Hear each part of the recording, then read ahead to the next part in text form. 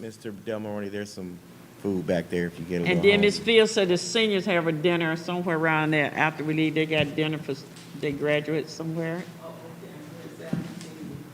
No. Hey, we all seniors, so that meant.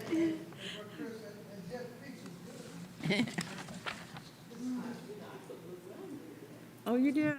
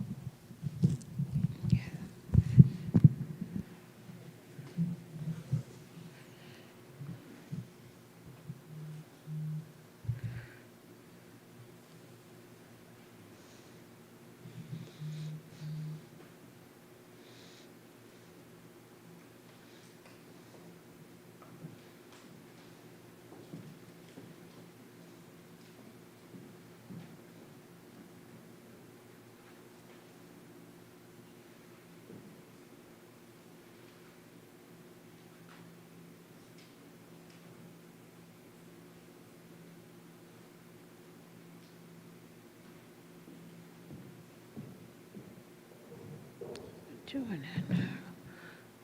Oh, okay.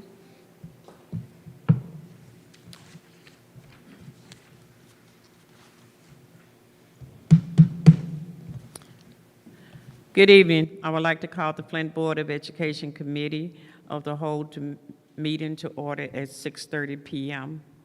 Board members, as I call your name, please reply present. Vice President McIntosh, Trustee Gilbert, Trustee Green, absent. Assistant Secretary Treasurer Del Moroni, Present. Secretary Booz, Present. Treasurer McIntyre, Present. myself, McNeil, present. 5 presents. At this point, I want to make a quick, Point of information. At last night's meeting, I marked you present. I'm sorry, what? I marked you present last night. Oh, no, I'm not referring to that.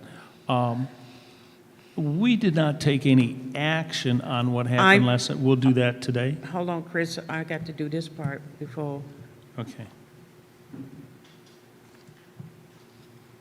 Announcement, we have a waivers of bylaws in front of you. Before I proceed, I am making a motion and seeking support from the fellow board member to adopt a waiver, the bylaws of the Board of Education of the School District of the City of Flint to enable the board to act on the following.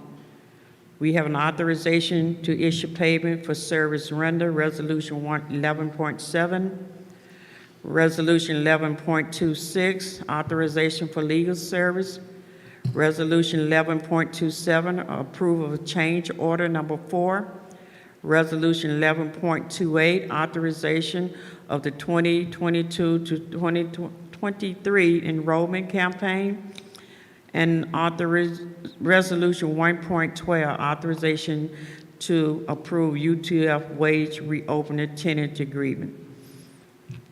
Is there a second? Does it have to be, you made a motion? Yeah. Second.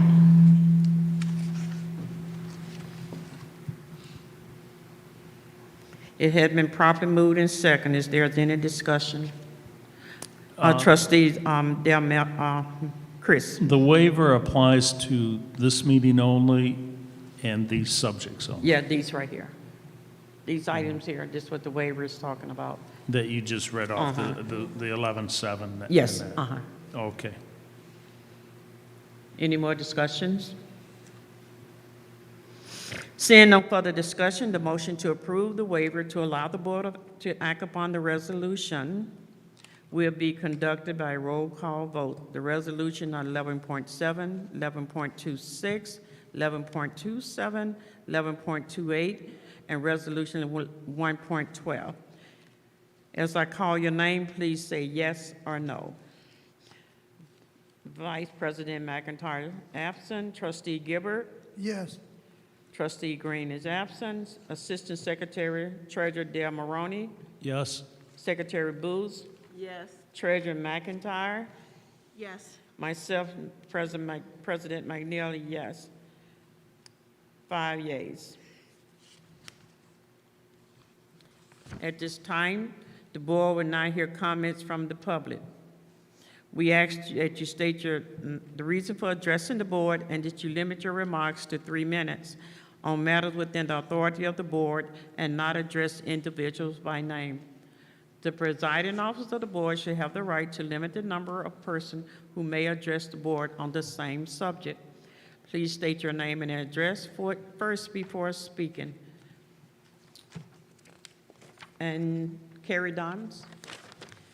Good evening, Board. My name is Carrie Downs. I have the pleasure of serving as the Director of the Community Education Initiative, led by the Crim Fitness Foundation, and I had a few more updates for you to share tonight. The first thing I would like to share is a highlight from Nethercutt Elementary School. Community School Director Tanessa Betts is working with a local partner, Roderick Richardson, to intentionally engage fathers and male role models at the school. The last month, Nethercutt hosted a Guys Night Out event for male role models to connect with their scholars.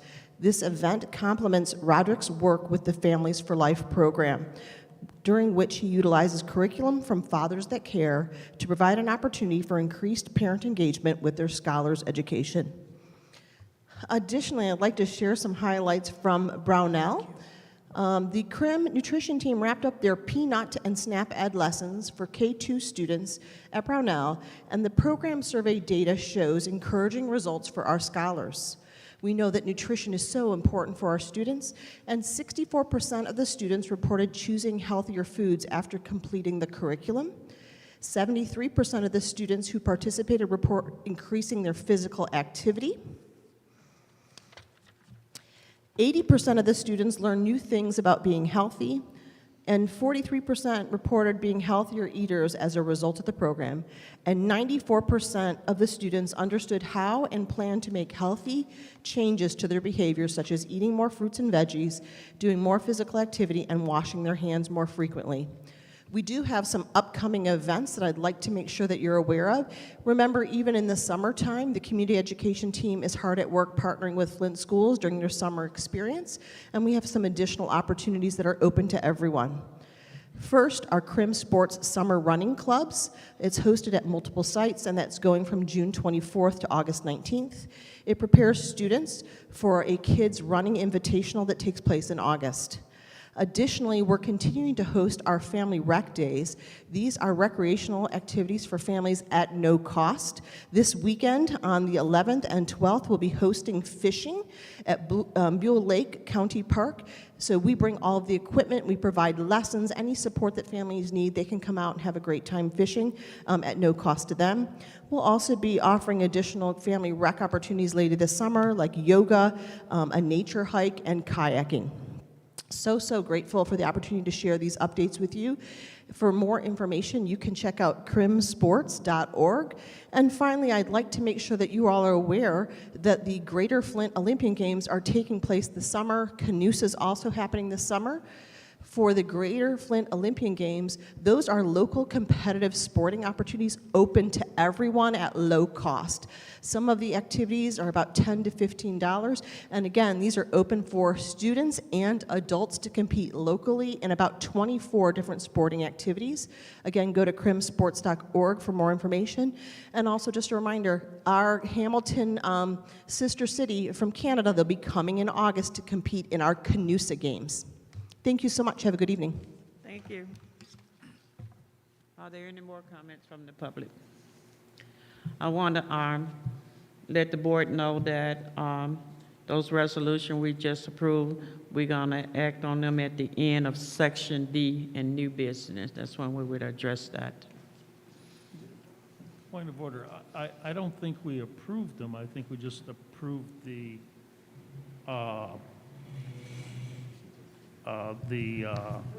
waiver. Well, yeah, Correct. we will act on these resolutions at the end of Section D. We're going to act on them on the end of Section D on the new business. Okay. Well, Yes.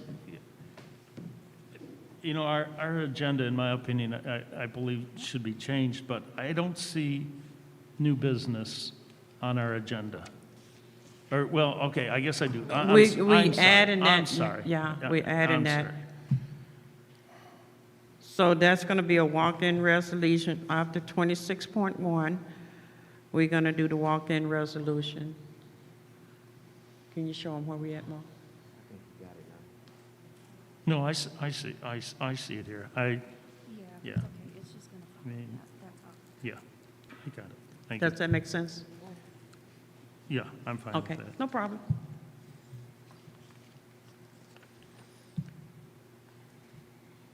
Any more public comment? Do we have any more public comments?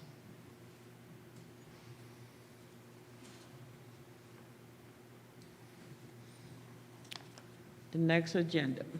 There was no business carried over from the June 8, 2022 Board Committee of the Whole meeting, so we will proceed with the agenda. We had nothing to carry over from yesterday. Action items and information report of the Academic Committee. I turn the floor over to Trustee Gilbert for the Academic Committee of the Whole meeting. Excuse me. Thank you, Madam President. Call to order. I would like to call the Academics Committee of the Whole to order. I will now call upon Superintendent Jones to present action to the board. Good evening, board members. Good evening to our public and those that are listening on. Joining us this evening is Dr. Brian Beverly. I'm going to ask him to come up so that if there's any questions about this particular action item, we can discuss together. He's coming representing Michigan State University. He's also the chair over the fellowship that we have an agreement on that we've been working. We agreed upon last year and have 2 more years in that fellowship? Yes, sir. 2 more years in that fellowship. So thank you for being here, Dr. Beverly. Thank you for having me. All right. I seek a motion and a second from the board to move Resolution 25.12, Data Sharing Agreement, to the regular board meeting on June 15th for adoption. Support. It's been properly moved and seconded. Is there any discussion? None. I would just like to thank Dr. Beverly for coming in support. I know that we've had a discussion at another meeting, and the concerns that I had previously expressed were answered very satisfactorily, and it wasn't any criticism of you or your program. As a sociologist, I'm just always aware of data and being concerned about our scholars and our district, and as I'm sure, as I know that you are. And so I appreciate you helping to explain that, and you know, just my apologies for holding up the process until I had a little bit more information, but I really appreciate you taking the time to come before us and for all of your hard work. Thank you. I appreciate the comments. I will say, you don't have to apologize for doing due diligence, okay? Thank you. And seeking clarity, right? Your student data is a precious commodity for your district and an asset for your district, and you all should take it, you know, very seriously in protecting it. So, you know, again, you no need to apologize for that. Happy to have provided clarity, and we're glad that we've collectively gotten to a place where everyone feels comfortable. Thank you. And I just wanted to say that we in Flint are so used to being experimented on and Sure. being the guinea pigs Sure. and having the brunt end of having things happen to us without any sort of autonomy or control. So I appreciate you, Sure. you know, being fully aware of that and understanding. Certainly. So just a little bit of context, this data sharing agreement is really a continuation of an agreement we had previously for the work and the support that we've been providing the district around data and use of data and data-driven decision-making in the district. And so we're happy to be able to get back to that great work. And kudos to the administrative team for continuing to push in that direction and the work that they've been doing, you know, outside of our help. And we're eager to get back involved. I just want this for the public to know that our board members, we gained knowledge of this data by attending Saturday training. And it was a fellowship, yeah, it was a great fellowship. We actually got the opportunity to work with the teachers, work in groups, and understand that literacy part of it. And I have to say this, when I got in there, I could see the growth in our children. Even at the Educator Award, you can see that our children are learning with fluency, and they're retaining, and they did their speech so well. And so we got an opportunity to understand how important that data is. So I can just say this, when stuff come before the board, is help, you know, you can assume that we know everything, that we inviting us out, and we took the initiative to come out, which we've been doing a lot of the events and a lot of the things teachers have. And so, like I said, I'm kind of with Ms. Laura when you said data, you know, and it kind of almost embarrassing. But we got through that hurdle, and I'm glad you made it. I'm glad we participated in it and have a broad understanding of how important the decision we make is to the growth and development of our children. Thanks so much. I appreciate that. I want to, you know, send big thanks to those who did come up, and I know that you weren't feeling well, and I'm glad you're feeling back on your feet, which is awesome. You know, much appreciation to all of you who did spend that Saturday session with us. What I believe you saw were teachers hard at work on a Saturday, who had your scholars' best interest at heart, who were working together to find a game plan to improve literacy across your district, not just one classroom at a time, but across the district. And you know, we spent some time talking about progress monitoring, which is important, you know, for the success of all of your initiatives. And we're looking forward to continuing that great work. So, you know, huge thank you to all who did show up. And we invite you to continue to join us if you so wish. Oh, he's chairing. Oh, I'm sorry. It's okay. Yeah, so I was at that, let me say, training session on Saturday. I thought it was informative. It appeared well-tended to me. The only question I have, is there, if parents or the child, most likely the parent, because they're the adult,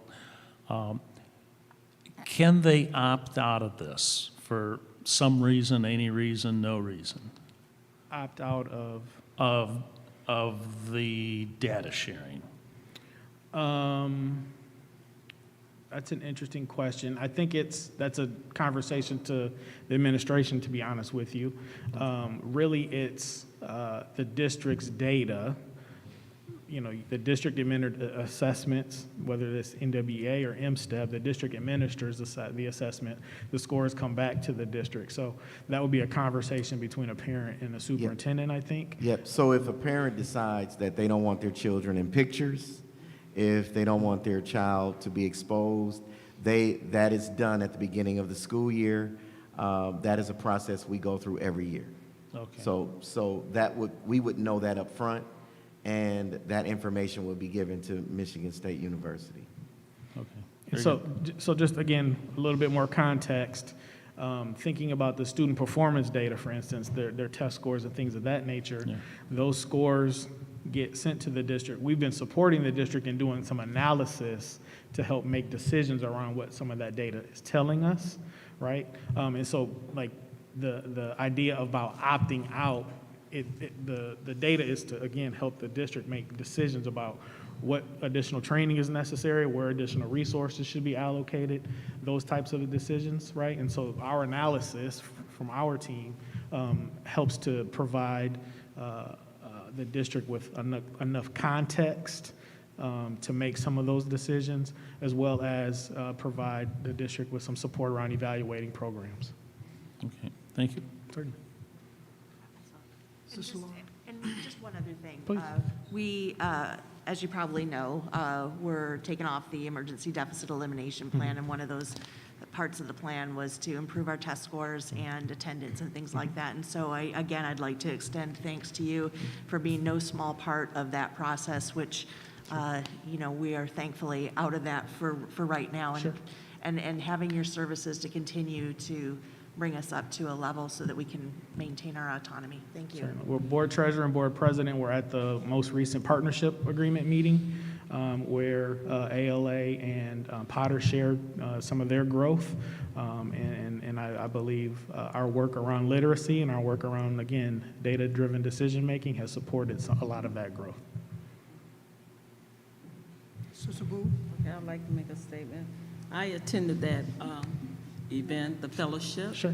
And what I observed was the energy in the room and how the teachers, administrators, and the principals work together to come up with the various ideas, and pros and cons, Yep. to address the literacy Yep. and what they can do and what they, can change.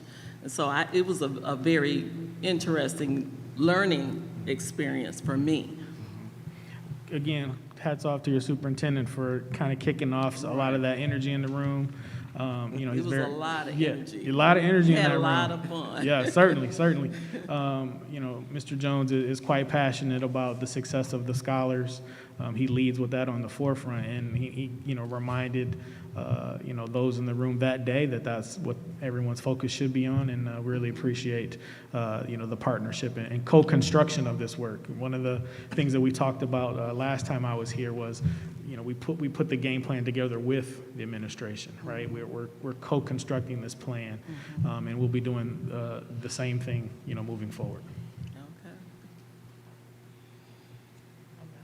Okay. Dr. Beverly, thank you, first of all, for being here.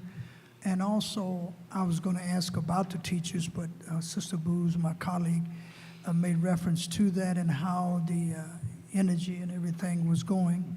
And then Madam President made reference to that. I was concerned or questioned to figure out how the teachers really felt and what they thought, and then also the administration and the principals. So that's a good thing, and I think it's important for, I wasn't able to be there, but when your professional educators are excited, then you got something that's worth something. And so I'm still learning.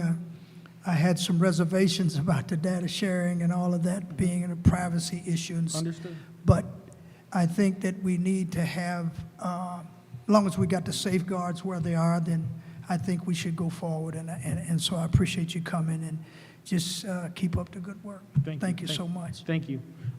Just to kind of speak to your comments about the teachers and how they're receiving the information, we collect feedback at the end of each session based on the educators' perspectives and what they got, what value they found in each session.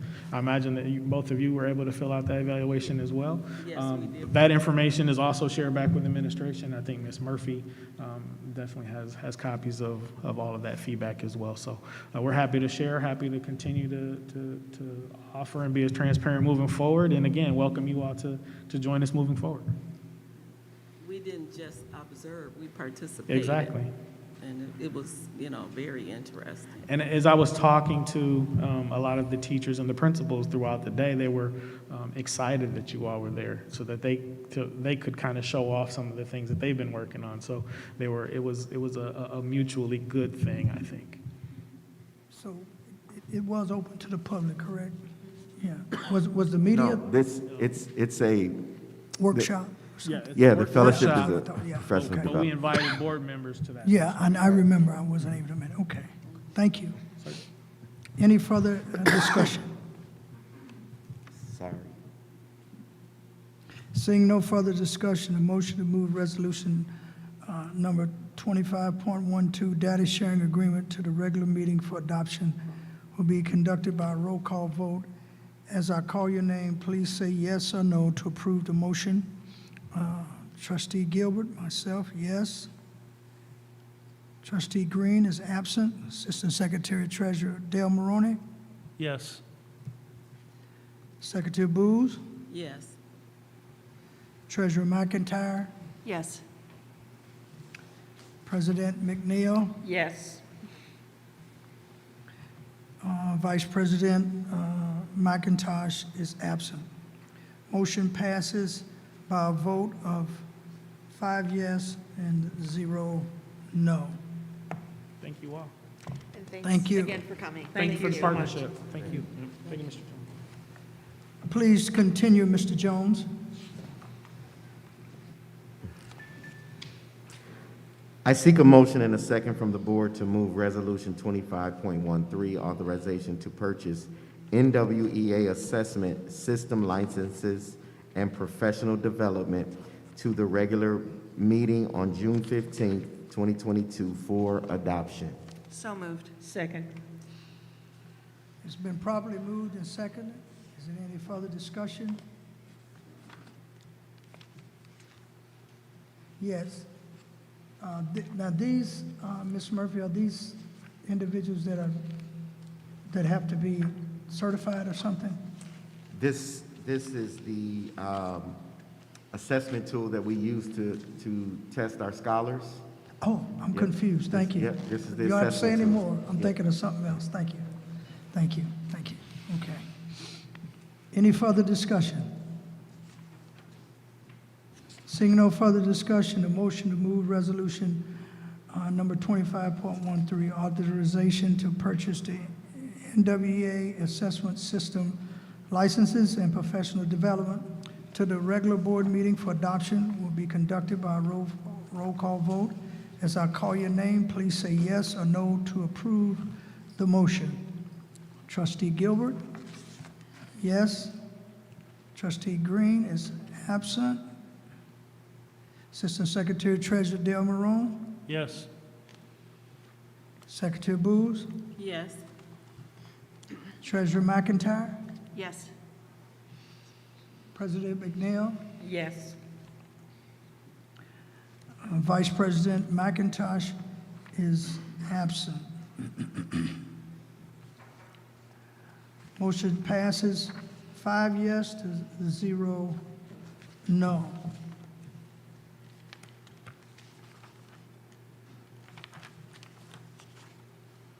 Please continue, Mr. Jones. I seek a motion and a second from the board to move Resolution 25.14, authorization to implement a certification of educational achievement option to the regular meeting on June 15th, 2022 for adoption. So moved. Second. It's been properly moved and seconded. Is there any discussion? I- Brother Chris? I was at the meeting when it was brought up this year, and it was pointed out that this is very beneficial to some of our students who just may never be able to attain that high school diploma or beyond. And so I'm in full support of this. Thank you. Any further discussion? Seeing no further discussion, a motion to move Resolution 25.14, authorization to implement a certification of educational achievement option to the regular board meeting for adoption will be conducted by roll call vote. As I call your name, please say yes or no to approve the motion. Trustee Gilbert, myself, yes. Trustee Green is absent. Assistant Secretary Treasurer Dale Maroney. Yes. Secretary Booz. Yes. Treasurer McIntyre. Yes. And President McNeil. Yes. Vice President McIntosh is absent. Motion passes by a vote of 5 yes and 0 no.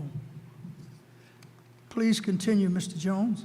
Yes, sir. I seek a motion and a second from the board to move Resolution 25.15, authorization to purchase approved item from the Section 21H Partnership Districts Grant to the regular meeting on June 15th, 2022 for adoption. So moved. Second. It's been properly moved and seconded. Any discussion?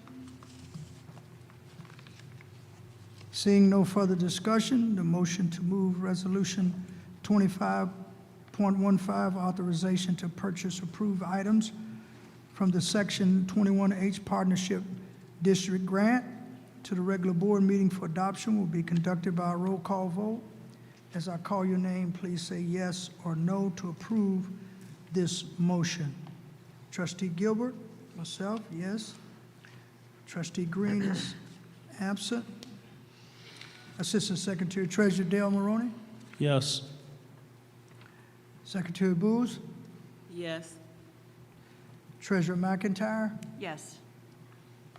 President McNeil. Yes. Vice President McIntosh is absent. Motion passes 5 yes, 0 no. Please continue, Mr. Jones. I seek a motion and a second from the board to move Resolution 25.16, authorization to purchase approved item from the Section 41 Bilingual Education Grant to the regular meeting on June 15th for adoption. So moved. Second. It's been properly moved and seconded. Is there any discussion? Seeing no further discussion, the motion to move Resolution number 25.16, authorization to purchase approved items from the Section 41 Bilingual Educational Grant to the regular board meeting for adoption will be conducted by a roll call vote. As I call your name, please say yes or no to approve the motion. Trustee Gilbert, myself, yes. Trustee Green is absent. Assistant Secretary Treasurer Dale Maroney. Yes. Secretary Booz. Yes. Treasurer McIntyre. Yes. And President McNeil. Yes. Vice President McIntosh is absent. Motion passes by a vote of 5 yes and 0 no. Please continue, Mr. Jones. I seek a motion and a second from the board to move Resolution 25.17, authorization of information technology IT services contract agreement to the regular meeting on June 15th for adoption. So moved. Second. It's been properly moved and seconded. Is there any discussion? Seeing no further discussion, the motion to move Resolution number 25.17, authorization of information technology IT Oh, wait, services. I'm sorry, I did have one question. Yes, Since funds are available in the ESSER funds, does that mean they're going to be used from ESSER? Or is it just available? That is our intent to use ESSER funds. We budgeted for that purpose. So that's one of our ways we can supplant. Okay, all right, because available and doing it is, I was just like, wait a minute, is this, yeah, okay. The language is funded, so I yes. assumed so, yeah, Yes, so I just wanted to clarify. Thank you so much. Sorry about that. it's okay. Thank you, Sister Laura. Is any further discussion? Seeing no further discussion, a motion to move resolution number 25.17, authorization of information technology services contract agreement to the regular board meeting for adoption will be conducted by a roll call vote.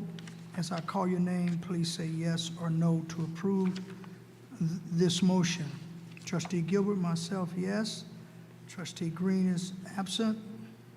Assistant Secretary Treasurer Dale Maroney. Yes. Secretary Booz. Yes. Treasurer McIntyre. Yes, President McNeil. Yes. Vice President McIntosh is absent. Motion passes by a vote of 5-0. Thank you, Mr. Jones. I have one more item, sir. Oh, we got one more item. Yep, Okay. it's for information. Please continue, Mr. Jones. Yes, I'm sir. sorry. I'd like to introduce for the first time in front of you on the board stage, Miss Deanna Kleeman. She's going to give you an information update on the conclusion of our Flint Community Schools virtual program. We want to keep you in the know of what's going on, board members, and that's why we added this to our packet tonight. Thank you. Sorry. Good evening, board members. As stated on our agenda, we are at the conclusion of the FCS virtual program option. Our goal is to transition our scholars back into the buildings for the 22-23 school year. As we wrap up our program, we do have a transition plan in place that will assist our scholars and families with their return to the buildings. The plan includes parents receiving an informational letter, and there will also be discussion with their scholars' assigned mentor. Parents will also receive a copy of our district-wide COVID-19 protocols. Scholars will also be invited and highly recommended to attend the summer learning experience to help with their transition back to in-person learning. We will also continue to utilize the whole child approach to provide any additional supports for our scholars. The district will also continue to work with health officials regarding our decisions around COVID-19 protocol, as well as the academics department revisiting distance learning protocols in the event numbers arise and our health officials recommend school closures. We are looking forward to having our scholars back in our buildings so that they can receive the services that they so deserve.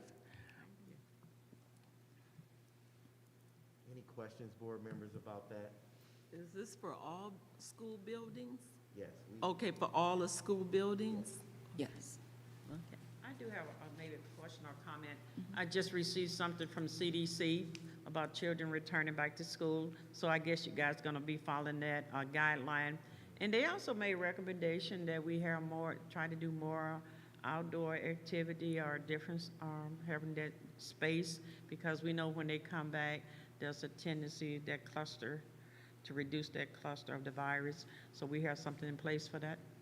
Yes, ma'am. Okay. Ms. Cleveland, Yes. thank you for coming before us. That was sort of what Madam President said about what the protocols would be. Will it still be a follow-through from the health department or the health director, as yourself and others? Is this something that right now seems to be going forward, you're kind of keeping your eyes on, as far as, are you just waiting if something happens beyond, like the CDC or somebody else comes, that would be implemented into the plan? In other words, you got room to implement other To make things that, in adjustments. case, yeah, to make adjustments. Yes, sir. Correct. Yes, Yeah. sir. Thank you. I would add to that, we still have our standing health meetings, as we've had all year. We still have those meetings. Dr. Reyes works with us, Dr. Furholden, Dr. Reynolds. And so this is the team that has helped us stay solid when everyone else was telling us get back in school. This is the team that was on the ground with us saying, nope, you need to hold out. We still have that team. We still have standing meetings on Thursdays at 2:00 p.m., just in case there's something we need to, or if we need to pivot. Yeah. Okay. Yeah. Now, this may not have reference to it, and maybe it does in some way. Ms. Klingman and Superintendent Jones, with what has happened with Uvalde and Buffalo, especially with the children, does that, is that something you look at as well, or you know? So, Flint, I would say even before Uvalde, there was another incident that was, on the news. Yeah, it was. One of the things that came up about Oxford is, having the metal detectors, and of course we don't want our schools to look like this. Of course we don't want to have to do that, but it's something we have to do Still have right to now. protect them, though. And we, thankfully, we've had these things in place. We've had very minimal issues there. We do have officers assigned. And so, as I was stating the other day at commencements, this is not the place you want to try that, because we have those things, those things in place. Also, our student service department has ensured that principals go over their crisis plans, their threat assessment teams. We've been giving training to our staff on threat assessment. ALICE training has taken place. So those things are in place for Flint Community Schools. Thank you. Thank you, Ms. Klein. Good job, Ms. Kleeman. Thank you. Thank you. You got anything else, Superintendent Jones? That's Not, it? not for academics, no, we're all good. Seeing no further business, I declare the Academics Committee of the Whole meeting adjourned. I now turn the floor back over to President McNeil for the remainder of the agenda. Thank you very much. I will now call upon Superintendent Jones to present the action item walked in to the meeting this evening. Right. Okay. I'm coming, Board President. All right, here we go. Board members, this action item has been tabled multiple times. We have secured all requested information and are seeking approval tonight. I seek a motion and a second from the board to adopt Resolution 11.7, authorization to issue payment for services rendered to Plant Moran tonight, June 9th, 2022. So, second.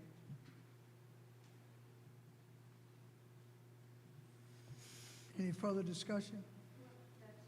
That's you, yeah, it's you, it's you. I'm sorry, yeah. Oh, I'm st- oh, I was It's your fault, enjoying, Sister Monica. I It's was your fault. enjoying you over there. Okay, it has been properly moved and second. Is there any discussion? Yes, Chris Two Demaroni? quick questions. Services were provided in the amount in the contract? I refer you to Treasurer McIntyre. Yes. Yes, Oh, yeah, okay, yeah, okay. I mean, Okay. so Plant Moran, let's just say, we're gonna no longer be dealing with them. Yeah. We're not happy with the way that they've conducted themselves, but they did fulfill their part of the contract, and they need to be paid. They finally provided something remotely resembling an invoice after not doing so for months and months and months. And there's just, like I said, I'm just glad we're getting a new Yes. auditing firm. Let's just say that. So we just need to pay them and move on. But that's That's less said the better about that. So yes, I would Thank you. recommend paying it. All right, thank you. Madam President, it does, along with what Sister Laura was saying about, Plant Moran is, for some reason, they had their feelings about things. And I understand once you get a contract, you gotta hold up your end, you gotta hold up your end. But is it, the RFP, is it still yet, it hasn't been fulfilled as far as We got the CPA. auditor, future auditor? So we have an auditor. We're ready to go. We just have to make this payment. Once we make the payment and finish out with, We're done with them. they're going to turn all the information over to our new auditor. It's a process Okay. that they have to do, but we need to clear payment. Is it a date on that, a sunset? I mean, how long does that go? I mean, What do you mean? when I say once the payment is made, is there a time limit between the payment is made and when they got to turn all of that information over? It's immediate. It's immediate, okay. It's immediate. Okay. And I've been in contact, so is Ms. Tish. We've been in contact with Plant Moran, making sure, and the other audit service is ensuring that they get the information from Plant Moran. It's a part of the law.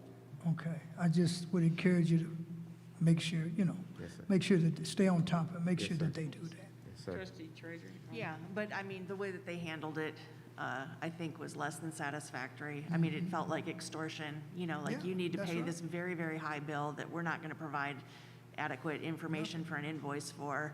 And unless you do, then we're not going to hand over any of your information that you need. That's my opinion. It's all within the legal realm of things.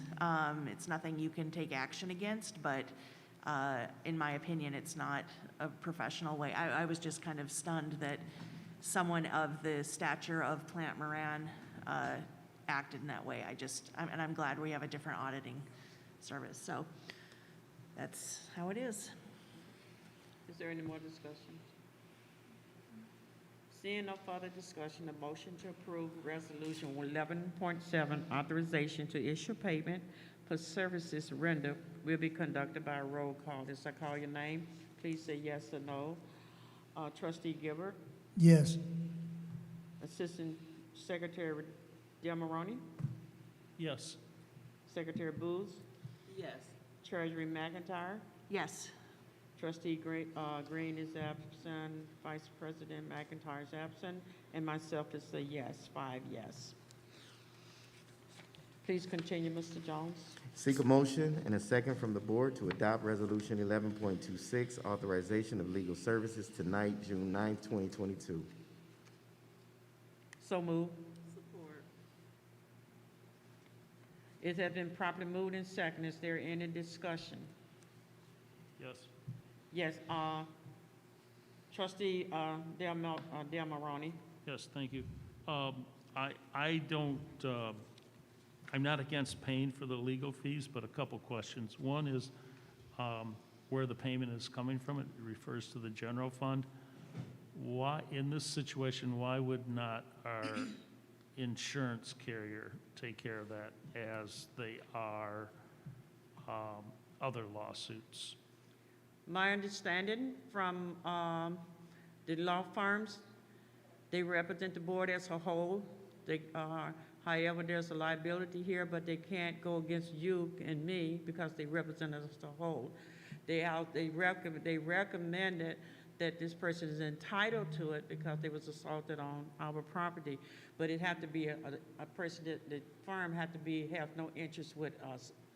Got it. So they have to be fair, and so that's why they Absolutely. suggested we get somebody outside. And when it talks about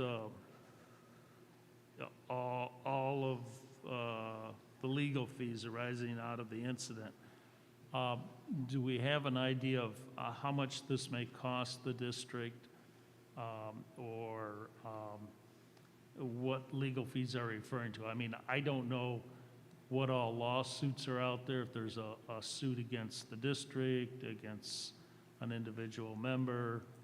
If I could just get a little clarification. And again, as I said, I'm not against the covering of the legal fees. Yes, Christie. What this is I did not realize, and well, it's not even that I didn't realize, as a victim of the assault, I naively assumed that I wouldn't need legal representation, that the county prosecutor would do their job, which they have not, the city attorney would do their job, which they are, but there's been increasing threats, stalking, and harassment. I've had to file 2 personal protection orders, one against Danielle Green and one against Arthur Woodson.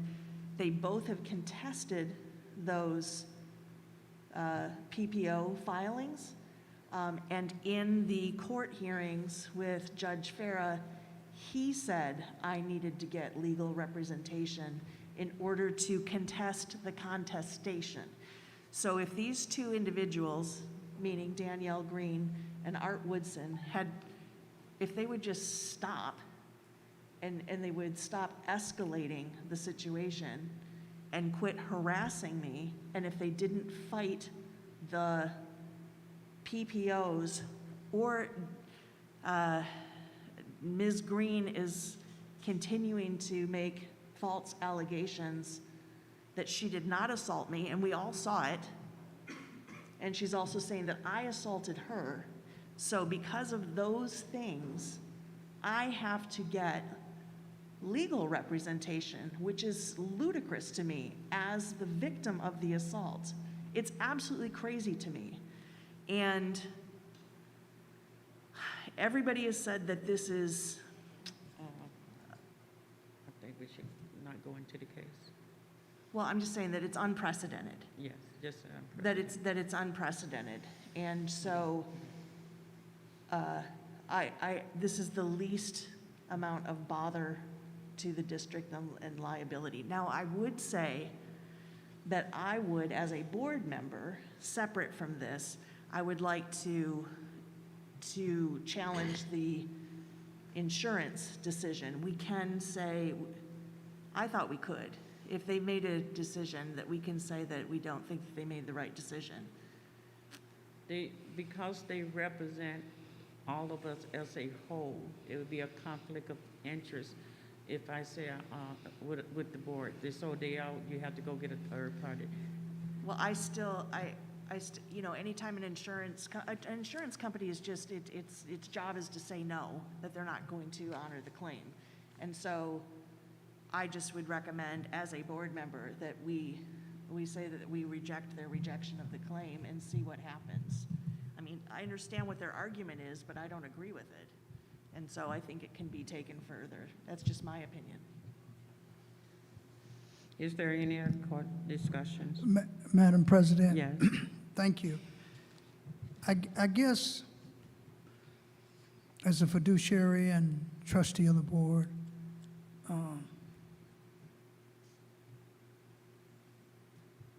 we have to watch all things, and yet we witnessed a very difficult situation.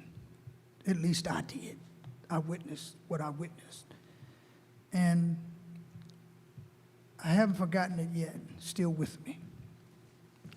And the thing that I want to express to the public and to the board, to my colleagues, and especially to Sister Laura, is that as long as it's legal, as long as legal has weighed in and they are there to make sure that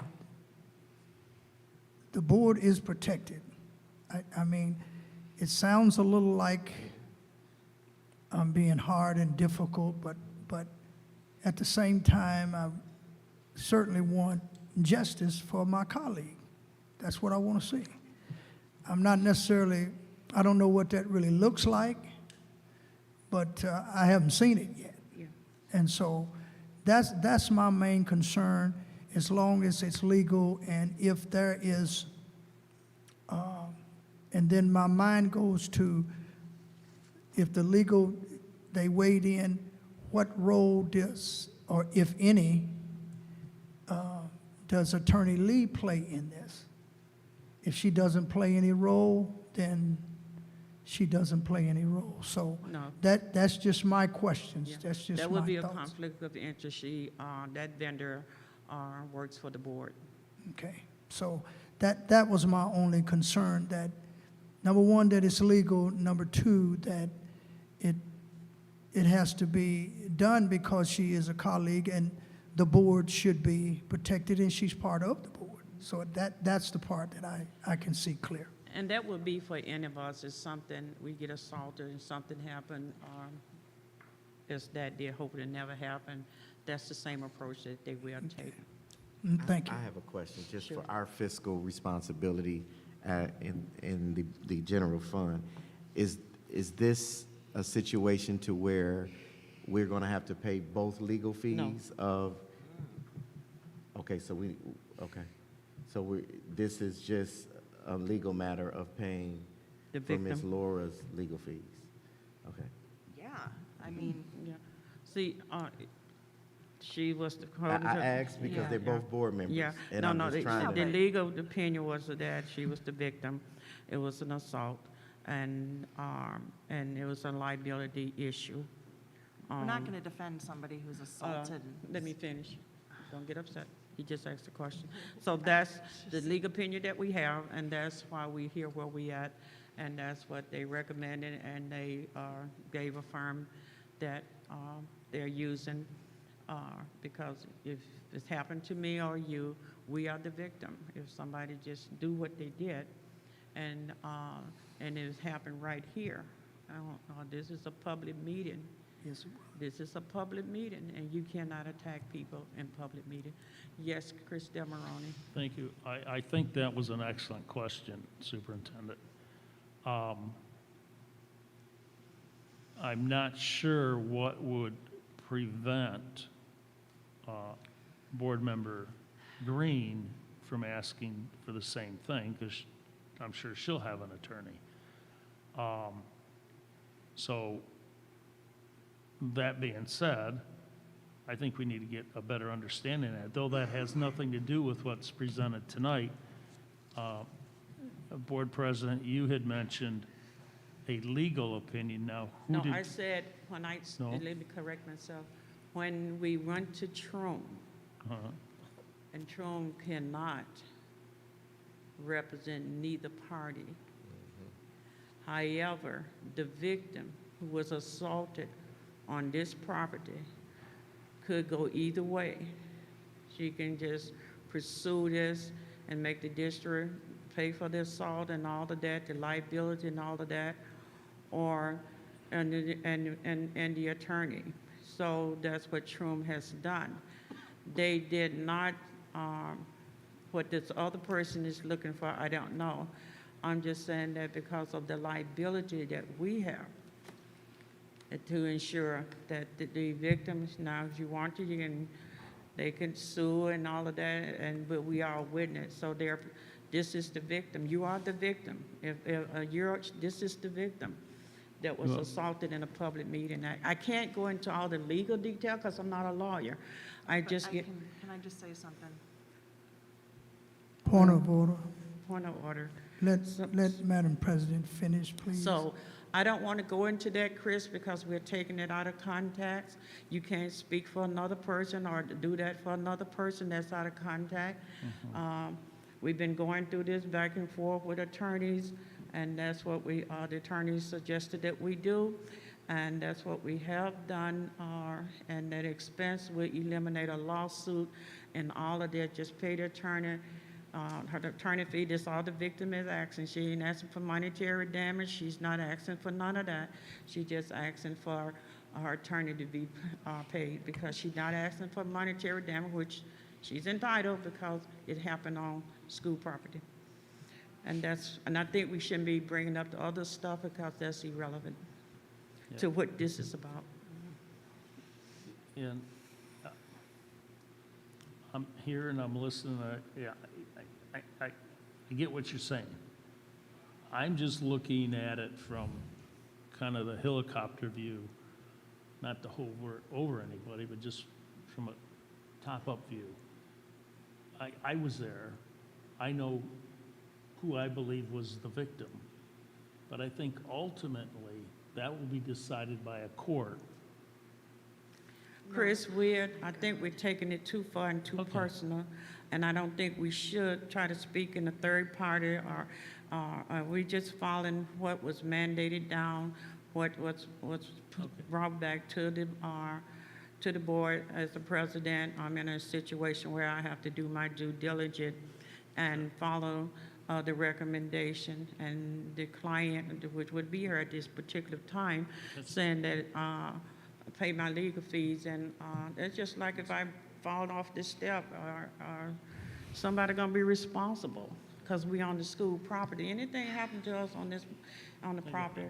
So I don't want to go into that, because now we're trying to have somebody else's case and defend somebody, and right now I think we just done took this too far. That's good. I wasn't trying to defend. I'm sorry. No, I wasn't. I'm just saying that we're going too far into something we shouldn't be, and that's not appropriate. And Ms. McIntyre shouldn't have to defend herself. That's between her and her attorney. We don't need to even get involved in that part of it. Is we just want to discuss, I think it's a very emotion for everybody.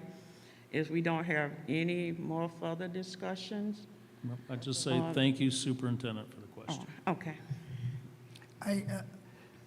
Madam President, I guess I got a little bit different view of it, as far as we can't litigate it here for our colleague. I think we all understand that. But then we have the other side, where we're fiduciaries and we're trustees, and we are here on the behalf of the children and the kids, and we as a unit, as one board. And so I guess my problem is it doesn't change anything that I saw and I witnessed. It is what it is. And as I said earlier, I haven't forgotten it to this day. It's still with me. I don't like to talk about it. It didn't involve me, but it did involve my colleague. And so what I guess I'm trying to say is, and I'll say it, is that as trustee, it is our responsibility to ask these questions. They're tough, they're heavy lifting, and it looks like we're maybe possibly taking sides against or for. And that's what I've been cautioned about, we've been cautioned about, is that we're doing too much overreach. I present a document, we answer to that document, but when it going into all of that, that's not, I'm not on trial, I'm not in court. We shouldn't be sharing that. If somebody else wants to, that's a process that you do. I don't get into all of that. I don't want to get into all of that. It's just, this is how it was presented, and Could I make a request as a board member? I would ask for that opinion from those legal community, whoever they are. It wasn't an opinion, it says that, here's. I would ask that that the board be able to see that in a confidential way, if that is possible. That's what I'm asking. I'm not going to make a motion, I'm just asking. And then I didn't want to call for the question, because I think it shows that we can not only discuss it, but we can tend to the business that is before us. Because we're in a public meeting, and we're calling people's name out in a public meeting, and we are not supposed to say. You can say the victim or the client, but you can't say people's name. That's why where we at now. We got to stop doing people's name, or we can say victim or the assault, the person that's assault, because we don't know, according to the law. So, as I said, we presented this resolution 11.27. 26. The firm found an outside person and recommended that person to represent this board member in this particular case. I don't go off into all of the detail. I just got that information, and Chum cannot be, it's not going to go against one or the other, neither in other, because they're part of the board. So this is where we at, and that's further that I'm going to say without violating anybody's rights. I'm not going to call people names and stuff. We can't be doing that. This is just so unethical of us in the middle of a case. And we already in a little issue already because we got to stop doing these things. I brought the document, and that's what the document is. If anybody else got something they want to, that's their prerogative, but it's not the board. This was presented by the person presented, we got involved in, and this is where we at. Is there any more discussion? But I hear what you said, Trustee Gilbert. Ms. McIntyre, are you okay? I do have the right to mention names, though, because it is my case, and it Okay. is, Yeah, it so is. it's not You do. that it's unethical. I am bearing witness to an atrocity that happened to myself. And so it's up to me whether I want to, how far I want to talk about it. The fact of the matter is that I was Can't assaulted get it. on school grounds during a school meeting, acting in my capacity as a school board member. The school board and the district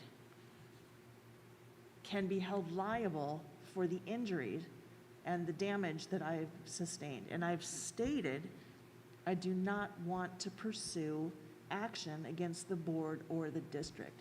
I want the person who assaulted me to be accountable for what she did. She refuses to be accountable. She refuses to acknowledge it. And in fact, she's perpetuating lies and disinformation, and she's further attacking and harassing me online and by proxy. That's a problem because it's escalating. This isn't just a one-time thing that happened that we're dealing with. It is ongoing, it is relentless, and it is continuing to this day. So, Chris, to answer you specifically, because you keep bringing it up, I was the one assaulted. I was the one who was injured on school grounds during a school meeting. I was there. This isn't a symmetrical, there isn't two sides to this. The person who assaulted me does not get the benefit of legal protection or counsel or money or anything because she was the one that did it and she instigated it and she's still refusing to acknowledge it or take accountability for it. So there's no two sides to this. And there's not going to be, oh, well, if my legal fees get paid, then her legal fee. That's not how the criminal justice system works, and nor should it work that way. So to even have this discussion, I find it offensive that you keep bringing it up and that you keep asking about some kind of a symmetrical distribution of resources or consideration for the fact that this one person assaulted me, and I was the one who was injured. So she doesn't get the benefit of the, there's no other story. There's no other side to it, period. So that's, I'm Okay, so I'm Point of order. just simply Point going of to say, information, point of order. We have to stay germane to the motion. We don't went too far from the motion. We are having a discussion to approve Resolution 11.727.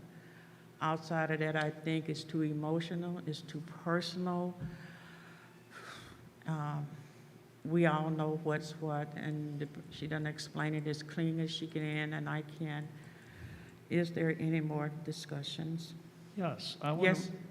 to, I would like to respond to what Sure. That's right. Board Member McIntyre said. I am not trying to pick sides here whatsoever. But I know that people are innocent until proven guilty. And that's what a court case is about. I was in the room. I know who was assaulted. You know I know who was assaulted. So I'm not trying to pick sides whatsoever. We heard tonight that the other party believes they were assaulted. Was, If- point of order, point of information. We are not in that particular frame here, what another party, what you heard another party believe. That's the court. Believe it. We at this there, we are making a motion. We You know can't. it didn't happen. You know it didn't Point of happen. Come order. on, I know this is emotional. This is Point of emotional. order, Point Madam of order. Chair. If, Point of order. if we could allow Chris to finish. Yeah, but point of order. Keep in mind, we have a legal responsibility. You're bringing in a third-person testimony in the midst Madam of this, Chair, right? Let me finish. I So appeal the decision of the oh, chair. Okay, you Yes. appeal the decision of the chair. Yes. Go ahead, and Mr. Darrell Brown. No, you have to, if you're not gonna He acknowledge. appealed the order No. of the chair. Yeah, but you didn't acknowledge my point of order. That's why I Okay, appeal your okay, decision. If he- you're gonna address it, I'll let it go. I But just you told- can't just run roughshod just because you feel appealed. something. Okay, We he both appealed feel it. something, we all feel something. But I don't want us to end, But, go ahead. but I'm Brother be quiet. Chris is a legitimate board member. He Yes. should not be, let him finish what he's got to say. sounds good. Hear him out. I'm talking to Sister Laura, and I'm not talking to you, I'm talking about her. No, and I think that's important. It That's is. what, this Okay, is what we have to learn how to do. Okay. This is not You appeal the order of the easy. chair. There's appeal of the order, chair. Do we need a second for that? Right. Do we need, Is there a second to my appeal to decision of the I'll chair? second that. okay, there's a second. Now it's the discussion Now open it's for a this. discussion. Thank you very much. So the one that made the appeal is myself. All that I'm saying is, Brother Chris is a fiduciary. He was sworn an oath like all of us were. Yes. He has that right to ask those questions. Okay. And when another colleague is saying certain things, he has the right to respond. You have to give him a chance to respond. Now, you may not like his response, you may not agree with it, but as a fiduciary and a trustee and a fellow colleague, that's what the procedural part is about, and that's all I wanted to say. Okay. And Point of- then when our colleague here, because it's about her, and you're saying you shouldn't mention names, Point of information, please. What I'm saying, and a point of information, because we're getting emotion, I want to respect both parties. I don't want, and each party has a right to do in this particular situation. When I see that it's getting so emotional, that is probably, and because of the medical condition behind this conversation, I was trying to make sure that person didn't have that anxiety attack which we've presented. I respect what my colleague is saying. I was trying to give this person time. I agree with you. I Yeah, don't disagree so it's with not that. out of any disrespect whatsoever. We can table this because now that, it has created well, Madam an President, anxiety I'm attack. done. That's all I want to Okay. say. Thank you. And I appreciate, I know exactly what you're saying, and I know exactly what she's saying. So, 1, 2, 3, 4 of us at the, should we table this? Or should we move forward? Well, we're in the middle of what, an appeal? Yeah, An no, appeal. you're doing your discussion. Go ahead and say what you have to say, So- because it's still 4 of us. I am not trying to pick sides. I know what happened. I Yes. saw what happened. They asked us for a statement. I gave a statement. I gave a diagram of where nearly everyone was sitting. My point is, I did not bring up the other party, the third party as it's been referred to. I believe it was Board Member McIntyre that did that. And she said the other party was pursuing this. And I am simply asking, what happens if the other party comes before us and asks for attorney fee payments? We've already heard about Yes, a ma'am. conflict of interest with a attorney trying to represent both. And we've heard that, I hear you, go ahead. I mean, a court of law is going to decide who the victim is and who the victim isn't and who did what. We're not going to do it. True. And Superintendent Jones' question was excellent. Yes. What happens if the other party comes before us and asks for the same payment? How do Then we they get the same, in my opinion, I'm not the attorney, I would do the same thing, me, myself, whatever that person would do, then the attorney probably, whatever they do. I don't have that, to say, but they have the same right, you have the same right. And so I'm just responding to what was requested by speaking. That's all I can do. Everybody have the same right. We're not saying that. Well, Because I don't we know, know I don't have we the know answer what's to been it. said. I am, from the get-go, I And you said did I was right, in yeah. favor Yeah, of covering the fees. I asked if we knew how much, you did. because I'm sure there will probably be, if it looks from what I'm hearing, that there will probably be appeals. You're talking maybe civil case, you may be talking about different types of cases here, different types of lawsuits. So I'm just trying to look out for the district's money. That's why I asked, why is it coming out of the general fund? Why not from the insurance fund? That was explained to me. That seemed logical, But a court of law will decide who's innocent, who's guilty. We don't make that decision. And, what we do for one, we should be prepared to do for the other, just based on Superintendent Jones' question. So, that being said, I'm ready to move on. Okay. I don't know why I'm being singled out by Board Member McIntyre the last two nights, but Yes, I'll say the public's recognizing it. I've recognized it. okay. But I guess it's just emotional for certain, the person. I'm just asking questions. Oh, I'm sorry. Madam President, and to my colleague, Brother Chris, and to all of us, is that's what I was able to draw from our meeting on yesterday over to today. And I won't ride that horse. He spoke of that. And he and I didn't get together and plot no conspiracy against nobody. We did not do that.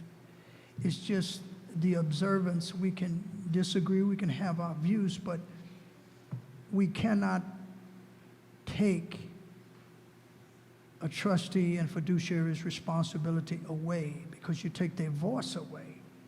And I was doing all that I could. I think we all have, and will continue to do that, is that we not in any way aggravate or upset anyone, in particular Sister Laura. We certainly, our heart goes out for her. Nobody can, but we still have to ask the questions that no one else is willing to ask.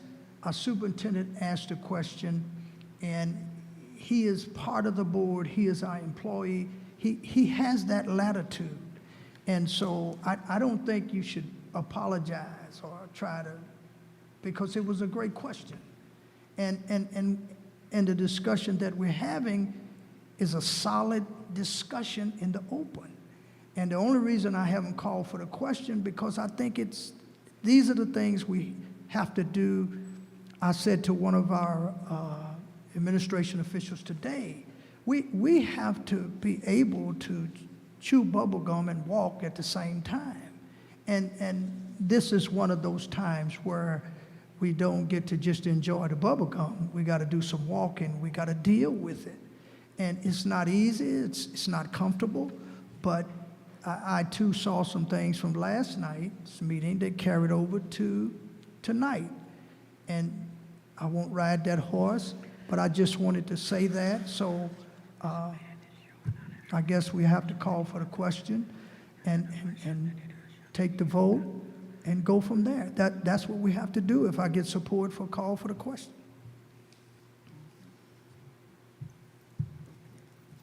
Is there another question? Are we ready to move on with this? Point of order, Madam Chair. I called for the question. Oh, what was Is there a the question? second? If Which there's question? no Is what second, we question can were go you on. calling for? Were you calling for Mr. Jones' question, or are you calling to? He's calling to end discussion. Oh, Right, to end the discussion. Yes, correct.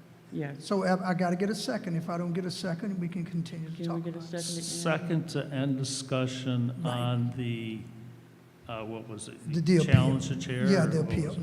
Yes. Okay, so now we're back. Is To- everything okay in To the the back? appeal. Yeah. That's where we are. So we passed the appeal, right? Right. Now we So go we're back to going back this to the here. motion to 11.127, We gotta- 11.27. We got to take the vote for the. We got to for- vote on 1126 Yeah, for the first. Yeah, so that's where we at. Uh-huh. Okay. So all in Seeing there's no further discussion, the motion to approve resolution 11.27, approve a change, no, that's not it. My 26. paper is wrong, hold on, It's 2-6. hold on. It's 2-6.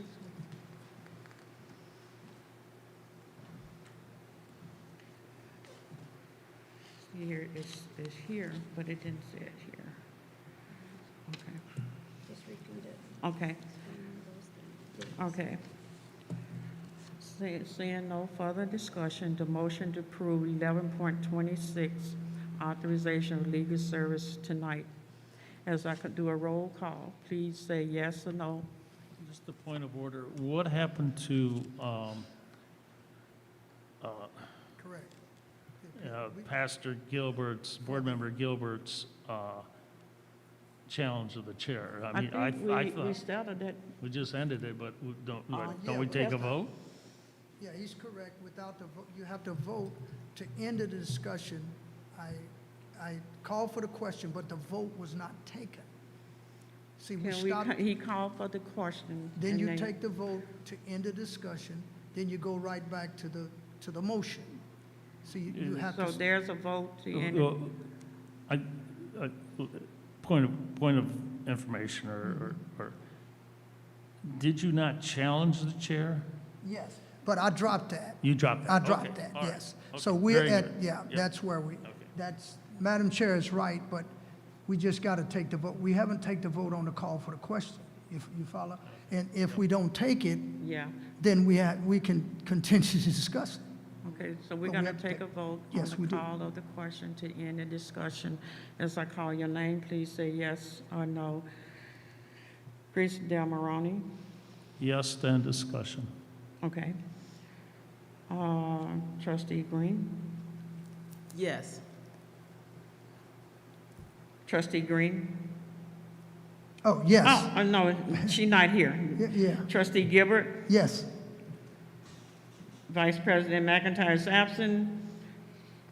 Assistant Secretary Treasurer Del Moroni? yes. Yes. Secretary Booz? Yes. Myself, yes. McIntyre is out, so we got 1, 2, 3, 4 yes. End discussion, End of- That's the end discussion. That's Correct. in the discussion. Back to the main motion. right. Now we're going back to your main motion. 11.26. Seeing there's no further discussion, the motion to approve resolution 11.26, authorization of legal service for payment, for legal service payment. As I call your name, please say yes or no. Trustee Green is absent. Trustee Gilbert? No, Vice President McIntyre is absent. Assistant Secretary Treasurer Dale Maroney, For payment, yes. Secretary Booz, Yes for payment. Treasurer McIntyre, Yes. Joyce Ellis McNeil, myself, that's a yes. 4 yes and 1 no. Motion passes. Please continue, Mr. Jones. I seek a motion and a second from the board to adopt, excuse me, Resolution 11.27, approval of change order number 4, Johnson Controls Incorporated, tonight, June 9th, 2022.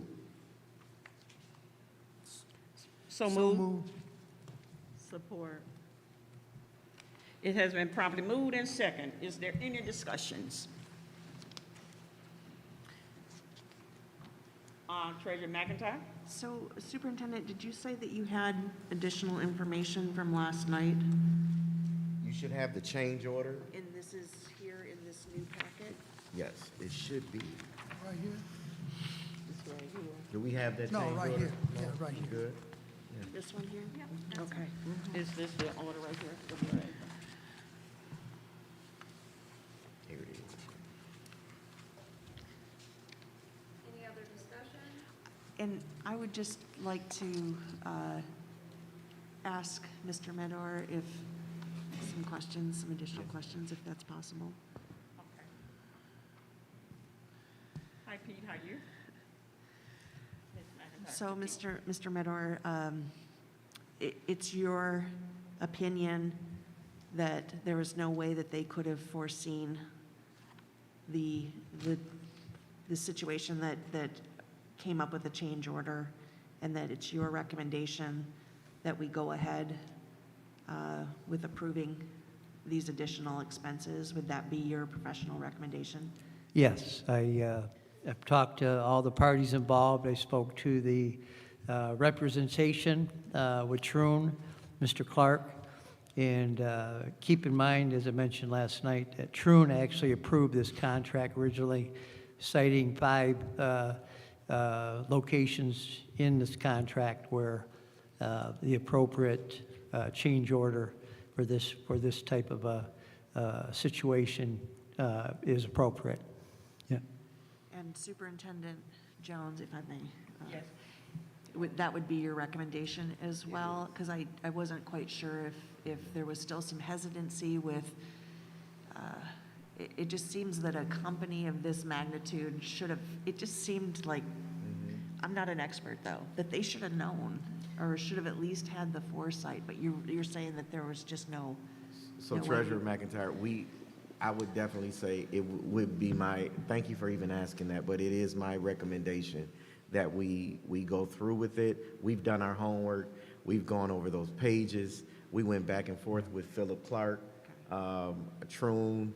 We've done all we can to ensure that we weren't being stiffed for something that wasn't our responsibility. So we've done all we can do. And our attorneys really believe that we need to, this change order is in line. Okay. Thank you. That's- Any more discussion? Yes, thank you, Madam Trustee Gifford. President. Pete, and to Superintendent Jones, it says here, and you kind of talked about it yesterday, I guess I just want to, for the record, say that going forward, after this is done, this JCI, what's this, Johnson Controls, I mean, I'm very skeptical, but I realize the children, it's about them being able to learn and not be sizzling like they're in the desert somewhere in the classroom. But I just have a suspicion that somebody knew something, Madam President, and they just didn't say anything. It's not Pete's fault. It's not somebody else, but Johnson Controls. They're in the bit. This is what they've been doing all of these years. And for this to not to be And I'm not asking Pete to say what I'm sure he really knows, but he can't necessarily prove it. And so you, as the superintendent said, we have to move on, and he said it best. I feel like we did get the shaft. That's just my personal feelings. But we just can't, as they used to say, can't ride a dead horse into the desert. So I just hope that going forward that we can not continue to make these same situations come and mistakes. That's really what my concern is. If I may add to that, like I mentioned last night, if they would have detected this situation in both of these buildings prior to, It would have been in the contract. it would have reflected in that total package price. Keep in mind, we're at almost $18 million total and all the activity and all the projects in this entire contract. So that money would have been already there if they would have taken the expense and the time to check each building and to make sure that the services coming into the building were, protected with fuses.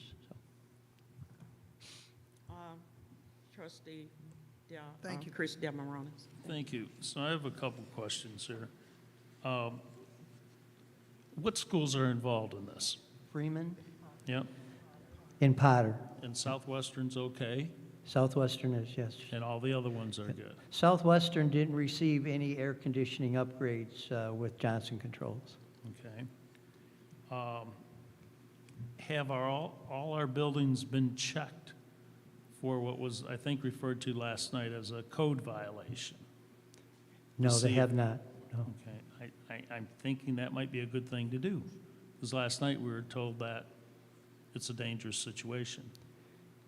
Well, that's why the electrical inspector is insisting it be done prior to the new improvements to the building to be brought online. That's correct. Okay.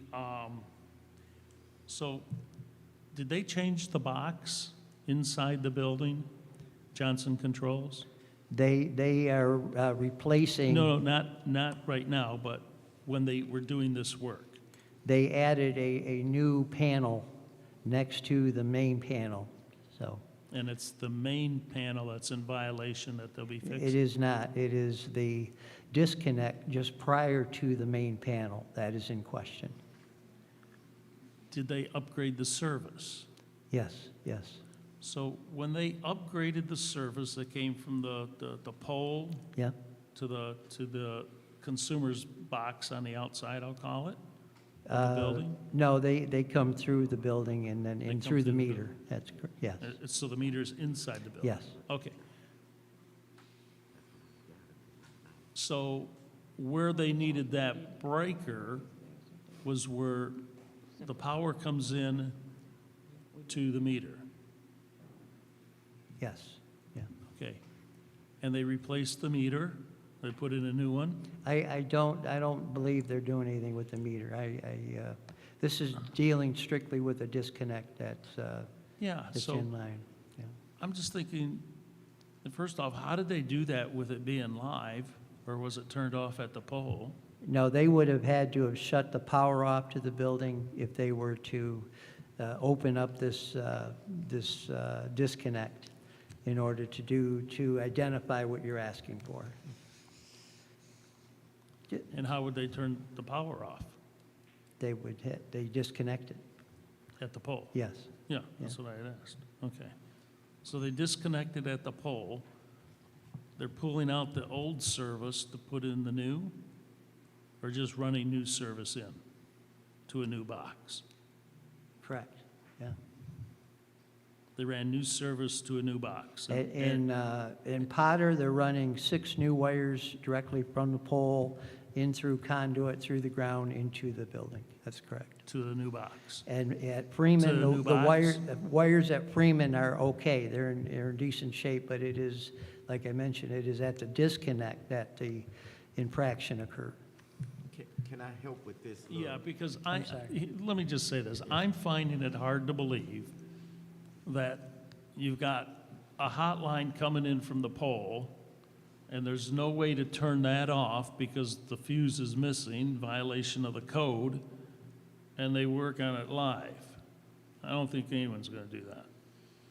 I might be mistaken, but So I wasn't going to help with that, Mr. Delveroni. What I was going to say, though, is you spoke of, so how is it that Doyle Ryder is not having this problem? How is it that you don't have to do this at other schools that receive the same type of upgrades? Because he asked the question, is this happening at the other schools? Well, we are having the improvements done on 6 buildings currently. And in 2 of those, Potter and Freeman, is where it was detected by the inspector. So you don't The have other- this problem at other schools? At the other 4, it Okay. is not. We also had Nethercut was done a couple years ago Okay. with the same type of air conditioning. They did not have the issue there either. Okay, so the inspections passed at the other schools? That's correct. Okay, so I want to Yeah. be clear that Yes. because it didn't sound like that. It sounded like we needed to do the same work in other schools. So we have 2 schools where the inspection did not pass. That is correct. And we need to have this change order approved so we can get that inspection passed and get those air conditioners up and running. Absolutely. Correct? Yes, Okay, yeah, all right. yeah. I just- Trustee Gibbert? Let Sister Booz go. She I'm sorry. had a I'd question. like to know, when will this work start? Because this is, quite a bit here. As soon as we get it approved, it will. Oh, And keep in mind, August 2nd is when the students are scheduled to return to school. Okay. So this is of an urgent matter, so we can have these online and the air conditioning working correctly for them. Okay. Are you done? Yeah, and who will do the final inspection? The state, The state? Yes. Okay. all the prelim paperwork, the reviews and whatnot are done beforehand, and then once the work is completed, that inspection must be done before they tie in and begin bringing those electrical system, air conditioning systems online. Okay, thank you. Trustee Gibbert? Madam President and Pete and to the superintendent, I listened very closely to Brother Chris. He was saying about you bringing in the power into the buildings, and you got an old box right there, then you got a new box right there. So I heard Brother Chris ask this twice. So how does the power get in where it's not dangerous because you're fixing it, it's up to code, it's fused, but which box is it in? Is the old box dead? Is the old box tagged? Is the old box locked? Is the new box, how is this? And if it hasn't been done yet because we haven't approved it, then this is the part that I was able to glean from what he was saying, is that because the building, as long as the power is not coming through to operate that new system that's put in, there's no danger. Is that correct? The only danger would be is that if you tried to run that system and have not known about this situation coming into the building, that would have been dangerous. Is that right? Yes, That's the way that's- my mind's working with it. and that's why the inspector did his job. Right, Yeah. the inspector did his job. So before that is up and powered and air is going out, Brother Chris is saying, and I'm piggybacking off of what he said, is that where is that wire? Is that wire going to be properly and checked for code that is fused properly in the new box? Oh, yes. Okay, If you, because, yeah, if I could, yes, take your time.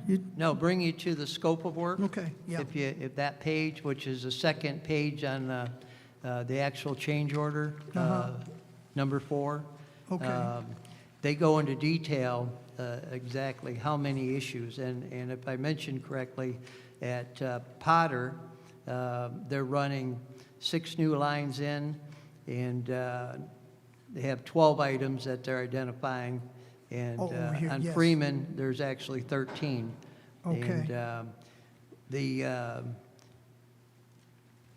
basically, the entire system will be upgraded in order, under the recommendation of the electrical inspector. So, if I may, Pete and Superintendent Jones, here I see polar element, it says number 5. Remove existing CT cabinets. What are we talking about? What does that actually mean? That's the current transformer cabinet that is being removed. And I was being a little- they're installing new. Pete, I was being a little coy. I just wanted Okay, to I'm know if you knew what that meant. Yes, Because I did. That's why I So- noted it below, and I actually Yes, asked the engineer Yes. when I spoke to him about it, Mm-hmm. and he said that was a requirement of the electrical So, Brother inspector. Chris, I think that as far as the scope of work, that's the answer right there in that section about that part. Let me try this. Let me try this. Excuse, I'm sorry. is there anyone else have, you kind of spoke in, I want to give everybody a proper chance. Anybody else have any discussions? Your second round, Chris. Okay. So we had power coming into the building, the existing power. The box is on the inside of the building, I'll call it the main panel box. And you're telling me also consumer's meter is on the inside of the building. Yeah, Okay, I guess I because have we never have seen it. meters inside, we have meters outside, but Well, I've never seen a consumer's energy meter on the inside of a building. I mean, on all houses, they're on the outside, because back in the day, they used to walk around and read the meters. And when they changed to the smart meters, I don't think they moved meters inside. But you're telling me we have two The- meters. the meter is not part of the scope of work. The scope of work is on the disconnect and the Right, so fuse- you go over the fusing panel part. box and you throw the disconnect and you cut the power off. We can't do that right now. Is that correct? No, you can, but the current one is not fused. That's what the I'm talking inspection- about the current one. I'm not talking about the work. Because Okay, We can cut the power off. yeah, you We can cut the power off. off. Yes, It's just not fused. So we can cut the power off. okay. yes. No, and again, and this is why it wasn't detected. Unless you pull apart that entire panel prior to starting or commencing your work, they would have noticed that, but you would have to So shut the- the power down in order to do it. Yeah. So the lack of the fuse is the problem. Yes, that's Okay. been the issue the whole time, yes. And the new power that's coming in is going through a different box? Yes. Completely. It's They going to be would've- replaced, and that's I what in understand number 5 and 6, when it shows that they're removing existing CT cabinet, removing existing feeders to the mast, and that's at Potter. Okay. They're running 6 new lines all the way from the Okay. pole, all the way through the ground, So through they would have conduit. never looked at that old box, the Correct. existing box. That is And exactly the right. state inspector, when they came in, they thought, well, kind of like, as long as I'm here, you're doing good work there, but, oh, by the way, this old box, we have a problem. Is Yeah, that fair to say? that's Thank you. exactly what it is. Yeah. Is there any other discussions? Thank you, Pete. Appreciate it. Thank you. Appreciate it. Seeing no further discussion, the motion to approve Resolution 11.27, approval of change order number 4, Johnson Control, will be conducted by roll vote. As I call your name, please say yes or no. Trustee Green is absent. Trustee Gibbard? Yes. Vice President McIntyre is absent. Assistant Secretary Treasurer Dale Maroney? Yes. Secretary Booz? Yes. Treasurer McIntyre? Yes. Myself, President McNeil, yes. 5 yes. Please continue, Mr. Jones. We brought this motion forward from last night's conversation to start our campaign for this upcoming school year. I seek a motion and second from the board to move Resolution 11.28, authorization of 22-23 enrollment campaign to the regular meeting on June 15th for adoption. So moved. Support. It has been properly moved and second. Is there any discussion? Yes, Board Is- President. Yes, trustee Demaroni? Through you to the superintendent, do we know how many students and who they are as to different out-county schools that they're going to? Do we know how many students, Yeah. I'm gonna try to rephrase it, in Flint, Yes. that's going to other schools? Yes, in the- thank you, yeah. So when we That, say, that, we could get you, we can get that information. Will I say I can give you the number tonight? No. But have we done that study? Yes. Okay. To know how many Flint, with zip codes in Flint area, we have done that study before. Okay. And I think that might be a start, you know, somehow a direct marketing to those students to try and lure them back. I mean, that's who we lost. I don't know, does the campaign include going outside the district to bring students in? It's going to hit outside the district, or the zip codes of Flint, Yeah. through the posters, through the, what you call them on the highway? Billboard. Oh, Billboards, yeah. yes. It's going to reach out. It's going to reach out with radio. It's going to reach out with TV advertisement. It will.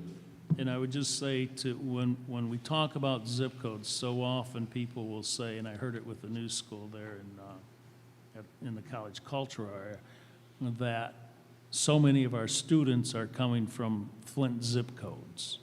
Well, that could be correct, but a Flint zip code, 48504 as an example, runs from, you know, pretty much the heart of the city north into Mount Morris Township. So I think it would be important to just, you know, be aware of that distinction. 48504 and others are not just germane to Flint, and they go beyond that. That's it. Thank you. The question I had was, is this following the campaign strategy of the last meeting that we had where you started outlining, I can't remember what meeting it was, but there was you gave a presentation. Subcommittee? It was a subcommittee Yeah. meeting where you had a has anything moved forward since that, or is it still following that general template with the recommendations and the additions that we recommended? So we changed the boundaries of billboards and posters. We changed those boundaries. And the of buses, where- right? You're going to put the messages on the buses? There you go. So Yeah, okay. we changed a few things that, and one of the things that we stated in the resolution or the executive summary is we're going to be itemizing what we want this campaign to look like. Once you approve it, hopefully, we'll take and we'll sit down and say, this is where we want this is where we want that, here's the zip codes we want you to go after, if we can't go after all. So we're not done with our work in this. We just want to be able to move forward and get started. So the buses, putting things on the buses, all of that is a part of it. You done? I have a couple of questions. Yes, ma'am. You remember when we had talked about utilizing free advertisement or working with the different, because we are nonprofit, working with the Channel 12 and 25, and working out that part for advertising, working with a marketing person as well to do that. And then I also have a question, does it have to come out the general funds, and why are we not using ESSER? So we can't pay for this out of ESSER. We tried that. At the time, we had the technical assistance fund, and that's gone, so we don't have that. So it will have to initially come out of our general fund. If we can get more technical assistance funds, we can loop it back, which I am going to try to go after that with the Mount Foundation. I haven't been told no, but I need to be able to start our campaign now. So the question I would have, is it possible that Lambert could partnership or have this conversation where we can partnership with some of these media, where they can partnership with us? So Lambert is just the source to get things to these sections. We can choose who we want them to work with. Well, you know, I'm trying to get that partnership with those 3 television stations that we was talking about. We can choose. I'll loop you in, Board President. Yes, So I would like to we be can looped into choose that. who they're actually going to work with as it pertains to, hey, we want Channel 66 or we want Channel 3. Well, we can want choose all that. of them if they would just sponsor and do some free, you know, I have seen Right. that done. When I had my school, they would, they sponsor me, you know, because Mm-hmm. I did a lot of advertising with them. So they would sponsor something good about the school or something that's good that's going on. When I say sponsor, like we had some great activity for our school this year. For the first time, this schools have been jumping off the hook. And if we had that partnership, they could have been kind of promoting that or telling us what good happened about this going on in our school. And that's the type of partnership I'm looking at, because the media, we doesn't get that positive news. However, that's what I use that media for. So when we're doing something, because we done had a lot of great things for Southwestern. They went all the way down to Detroit, no problem. So I was just looking at that, maybe we can have that conversation Yes, ma'am. at a later time. Is there any more discussion? Chris Demaroni. I have my definition of a wage reopener as being. We're not on that one yet. We're not on that. That's next. Oh, That's next. We're still on I'm sorry. 11.28, That's all right. We still on Lambert. 11:28. Okay. Seeing no further discussion, the motion to move resolution 11.28, authorization of 2022 through 2023, the enrollment campaign to the regular meeting for adoption will be conducted by a roll call vote. As I call your name, please say yes or no. Trustee Green is absent. Trustee Gibbert. Yes. Vice President McIntosh is absent. Assistant Secretary Treasurer Del Maroney. yes. Secretary Booz. Yes. Treasurer McIntyre. Yes. Myself, President McNeil, yes. 5 yes. Please continue, Mr. Jones. I seek a motion and a second from the board to move Resolution 1.12, authorization to approve UTF wage reopener tentative agreement to the regular meeting on June 15th, 2022 for adoption. So moved. Support. Support. It has been properly moved and seconded. Is there any questions? Yeah, so I'll go with my reopener. What is the reason for reopening the contract? I mean, it says it expires June 30th, so why are we? We had, you know, we talked about that, been for a while on the board, the negotiation. We went through it last night as well. Mr. Jones, do you want to reiterate it? It does expire June 30th, so we have to make sure that we reopen the wages up to negotiate for beyond June 30th.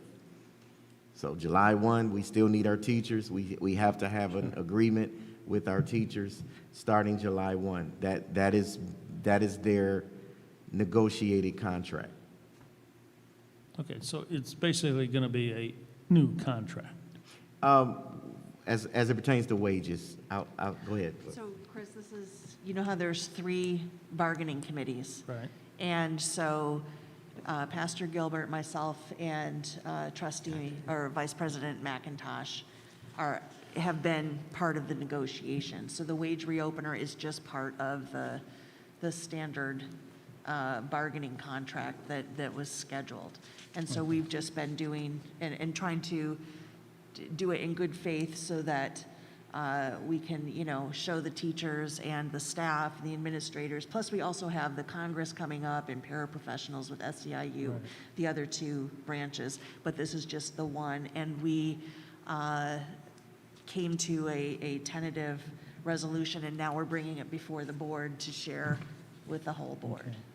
So during negotiations, I mean, were you talking only about wages or healthcare and everything else? We were discussing wages. Some of those things stay the same. When we go back to talk about the full contract, then we're going to open up to everything in the full contract.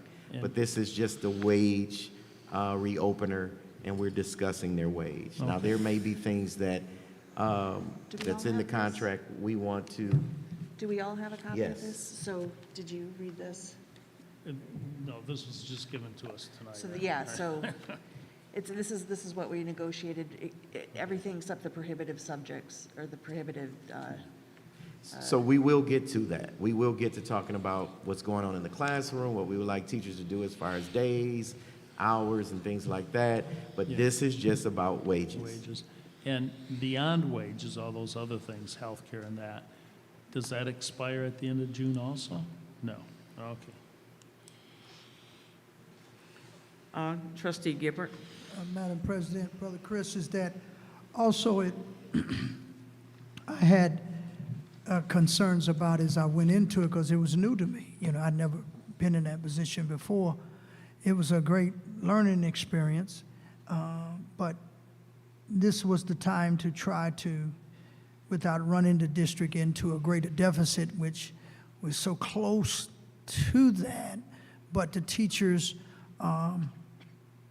really deserve to have some consideration for their wages being stuck for several years. And then our staff and the Congress is coming up, as Sister Laura said.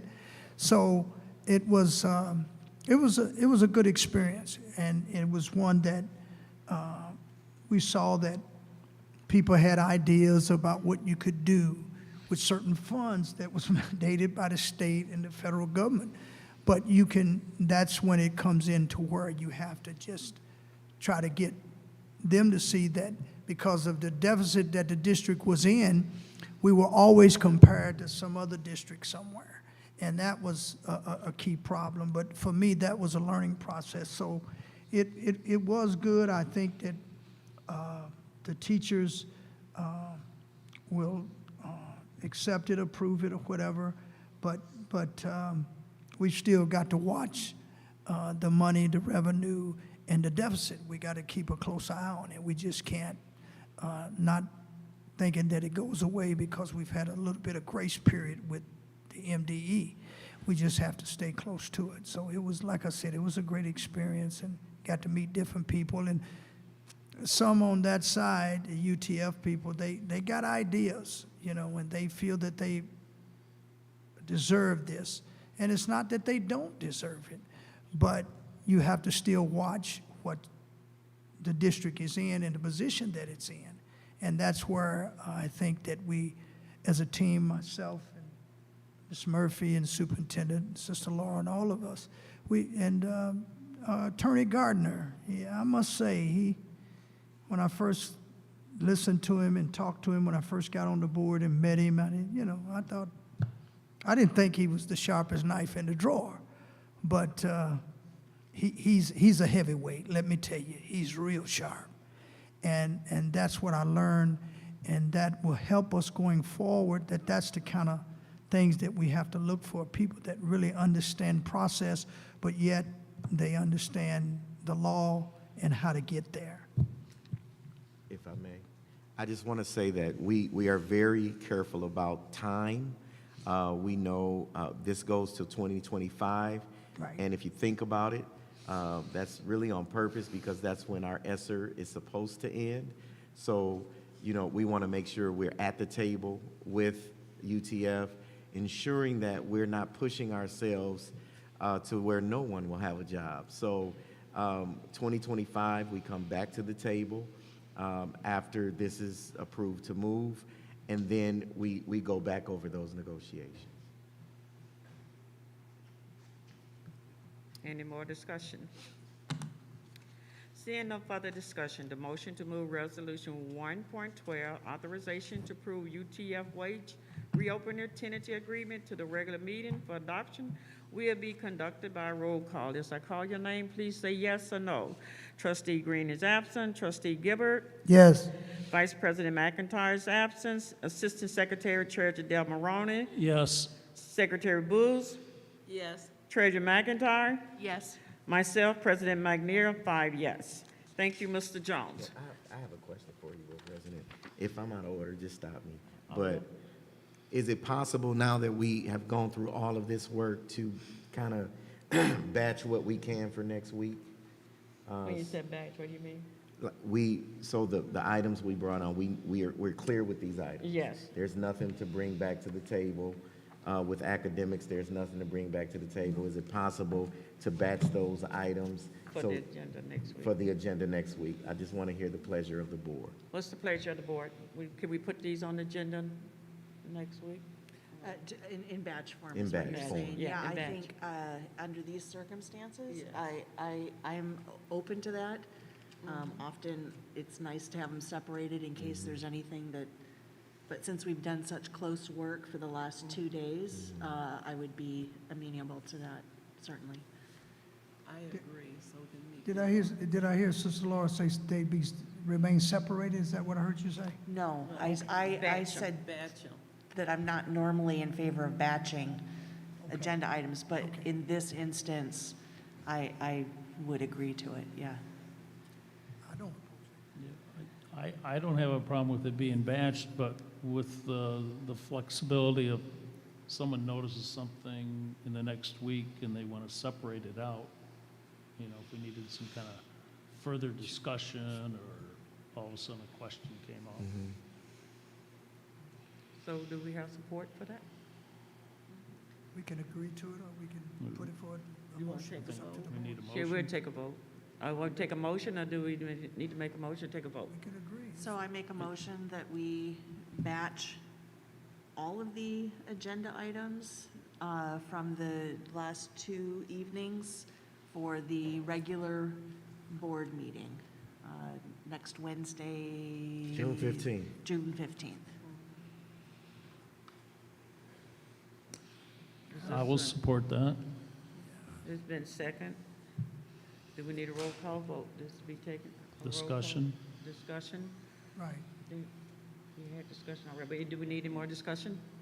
Yes, I would like to make a friendly amendment to the motion to include if any board member wishes to separate a particular item out, that they so be allowed to do that, and then vote on that issue separately. I second that friendly amendment. Has it been second, moved second? So the motion is to amend, the amendment motion is to be able to take each item out as necessary. Yeah. Okay. And the reason for that is, I don't think any board member is going to come up with 5 things to separate, but, you know, if someone was missing, or we just further read, most of the stuff was presented to us tonight for the first time, and we have a question just to get a better clarification. Okay, so the motion is to batch them with the amendment, to be able to separate them if necessary. So this is done by a roll call vote. Chris Demaroni, Yes. Linda Booz, Yes. Trustee Gibbard, Yes. myself, George McNeil, yes. Laura McIntyre? Yes. Yes, so 5 yes, 0 no. Boy, we on target. 1 minute before 8:30. We're leaving. Remarks from individual board member. Do any board member have any comments before we adjourn? I do. Trustee Gibbard? Yes, Madam President, thank you. I have, I'll start first with the email that I received this evening from our executive assistant, and we certainly appreciate Sister Monica. And I don't have to necessarily read all of it. It's about the interview times for the fact-finding investigation. So I guess that I don't have any problem with it. It's just that who is this in recon management, I guess? And did the board sanction this? Was it action taken by the board to do this? I'm not necessarily against it. I just want to know whether this is actually legal or not. That's my It question. wasn't Because an action that needed to be taken by the board. This was on the administration side, and administration handled that. Because of the high-level complaint against this board, the violation of your several violation of our closed-door meeting act, threats and hostile towards board members towards each other and to the administration, which calls for that the board has the administration have to be protected. We don't know if these things, allegations are true, so they reached out, tried to figure out how to resolve this, and a third party was called in from the administration. And the facts finding, they call them recon. Their job is to make sure, to check. They go strictly by facts, because what you might think is hostile might not be hostile, but if somebody feel like they've been threatened, hostile could be and creating a hostile environment. So somebody can say, well, a hostile environment could be, well, I told somebody to do something to this person, and then you're creating a hostile environment. So what the facts finders does, from my understanding, is that they come through and to make sure that these charges, allegations, are they factual or actual? So we have a responsibility with the names of the people. If you make an appointment with them, I had to go through it, and that's what the facts finders does. It's an allegation. The board is not above the law. We answer to the state. We have a right to, people have a right, and that's what, so there's some charges out there against the board. Okay. And so we have to find out if they're true. Third party, nobody gets involved in that, and they say, is this factual or is it true? thank you, Madam President. One more thing, and I'll go to my next thing that I have, and that is, it says in the email that once I receive your email, I'll notify Recon Management. If you agree to participate, they will send you a private Zoom meeting invitation to your email. So the dates, Sister Monica, you had put in times, and so we can pick from that time. Yeah. And I guess because it said it's a private Zoom meeting, so won't be any witnesses. Well, no, you're Let- just let- going to be let- you. let- Madam President, let me finish, just let me finish. Is that, so I guess the recon management, so when they interview me, I tell them how I feel, what I think, or whatever, what I saw, what I remember. And Superintendent Jones, he can weigh in too if he needs to. I'm just trying to bring it out as much as possible. Recon. Is that then they keep it, or do they share it with the entire board? In other words, I Yeah. guess what I say to them in private, are they going to come back and tell you? Are they going to tell Chris? Or what are they going to do? Yeah, I guess is my My question. understanding that they come back with facts, With what? or they'll come back with the facts. Okay. And those facts, just doing an interview.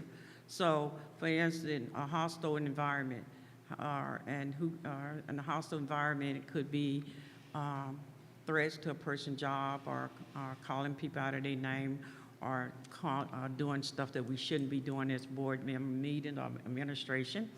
And so when they do, I assume when they do these facts finding, the issue is that they would get back with us as a whole, and then what recommendation they would make, because some of us, I had my interview.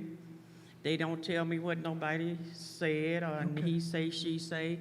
I just say what my experience are, And then I'm warm enough and grown enough to say I have, probably been a little, rootless when I first came on board, and I admit that, but I don't, so those are the things, if you feel like a person, whatever that you feel like you have done, I'm quite sure everybody's telling, Linda had one this morning as well.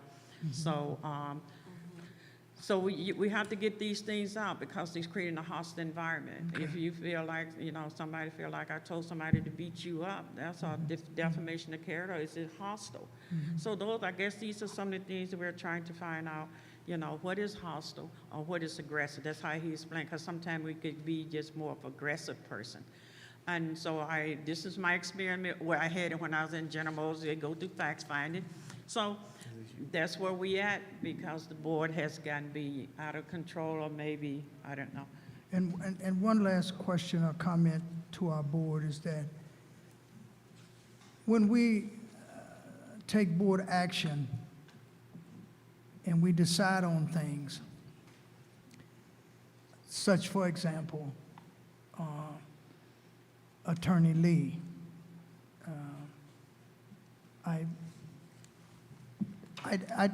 receive the emails that I receive. I read them, I look at them, and I guess my question is Attorney Lee, is she terminated? Is she contracted as a board attorney? What, do we owe her money? Or, because these things have to be dealt with, and we got to deal with them one way or the other. We either have to address whether it's some other third party that's involved or something like that, because our contract is with Attorney Lee, unless it's been terminated, and I didn't know it. I haven't seen it, and I don't know anything about the termination of it. So that's my other point, is that irregardless the way that I might have feelings about it, I might feel one way or the other. But as a trustee, I have that right to say that, and then we have to decide and take board action as to what that looks like. And it may not be what my position is. It may be against my position, but I got to be able to stand and say the board action said yes or no, up or down. That's the way that it should be done. And then once that's done, when is it that these things will be addressed? In other words, we took a vote, if I recall correctly, and I'm sure Sister Monica can correct me, is that Attorney Lee would come before us. She hasn't come yet, but I receive emails from her and from you as well, Madam President. And I'm trying. I'm trying to read them all. I'm trying to look at them. I'm trying to be fair and just as humanly possible. But there comes a time when we have to address these things so that we can move on and not have all of this lingering stuff over here that can cripple us. And so that's one of my main concerns. How do we bring that to bear if we have taken board action? We have voted yes on this, or no. If it's yes, then we have to deal with what comes next. If it's to the administration or if it's for us. In this case, the administration didn't have anything to do with this as far as I know. Is that if she is contracted with this board, then either we're going to pay her, and if we don't pay her, then we open ourselves up for some more problems, legality. So that's my concern, and I'm trying to do the best, along with you all as my colleagues, to correct some of this stuff and not let it linger, let it just hang out there. Because maybe we don't do it tonight, and I'm not going to make a motion. I just wanted to bring that before us, that's how we lead. We got to take the good with the bad. And we can't always, it's not always going to be comfortable to do that. But it'll help the district, and it will stabilize the district. I believe it will. So I just wanted to make that to my colleagues and as well as to the administration. Thank you. I want to read legal from MASB. No motion is in order that conflict with federal, state, or local law, or that conflict with the board's bylaws or other rules by the district. Even if the motion is adopted by a unanimous vote, it is null and void. Sharice Lee is a vendor that we contracted and that I even recommended. Attorneys' contracts are annually and done yearly. That contract never did come back for the board. However, it ended up getting through the board and approved for 3 years. That's number one we had. Number two, that firm, no firm, not even Kendall, gets up and write to other attorneys and say, as long as Dr. Joyce Ellis McNeil is the president of this board, you are not to listen to her. All attorneys, no attorney in your bylaws procedure. She get her direction from the president and the superintendent. She doesn't go around running around to board members telling her side of the story. When some of these investigation and complaints that we have and hostile has something to do with this board attorney. I have requested that she come to the board. I told her about that illegal contract. We done prove it that it was illegal, it was fraudulent. She won't come to us, the president, or no, I'm talking. Just point of information, which contract you talking about? The superintendent's contract. Well, I wasn't, Well, she knows what it is. So I was talking about her contract. with the No, board. I just told you, I know what her contract, she seemed to think that she's supposed to come through here, run and read every contract and run this district and tell this district what they should do. It doesn't say that I have to use that firm if I choose not to use that firm based on what I'm looking for. She doesn't have the right to come in here and sit on this board and dictate what she wants to do. She doesn't have the right to run HR and do what she wants to do. She gives her direction, call MSB, call legislation, from this, and been that way for years, from the president and the superintendent. There are some things that she needs to address. Can't go behind closed door because she violates those, throwing checks in our face and saying we're not worthy of this. She have to come before the president and the superintendent, and she have to ask some questions. I don't care what kind of pact right deal she done made with anybody. We have to be good steward of what we do. No attorney does what she do. Matter of fact, she the one called Kendall a criminal because not doing backup. We asked her to back up these invoices. Every time, 8,000, 7,000. What are you doing? Why you can't back it up? Then you guys, she run to you guys and make them vote. Because what's her name? She gonna do this to you. You know, no, that doesn't work. I don't bow down to nobody. You're going to do what we ask you to do, give back up, and then she tells me one board member has control over this board, and I shouldn't be the president. That person should be the president. She's violating policy. Now, she's gonna do what we ask her to do. She's a vendor. She's not a board member. Kendall was a vendor. All these people come in, they have 1-year contract. And because she rabbit-footing around and whining, follow the policy. You never, no attorney sits up and sends an email. I'm the president of this board, whether she like it or anybody like it or not. I do the best that I can, but to totally disrespect me or the superintendent, allegation after allegation we in, and she worried about getting paid $15,000, and this invisible attorney, he billing for $8,000, almost $8,000 for what? Nobody been to court. I got the transcript. Where you been? See, hate can blind truth, and she playing on it. And I'm not going to sit here and defend no vendor when all we have to do is, hey, we've been advised. You're doing a lot of illegal stuff. You done some stuff.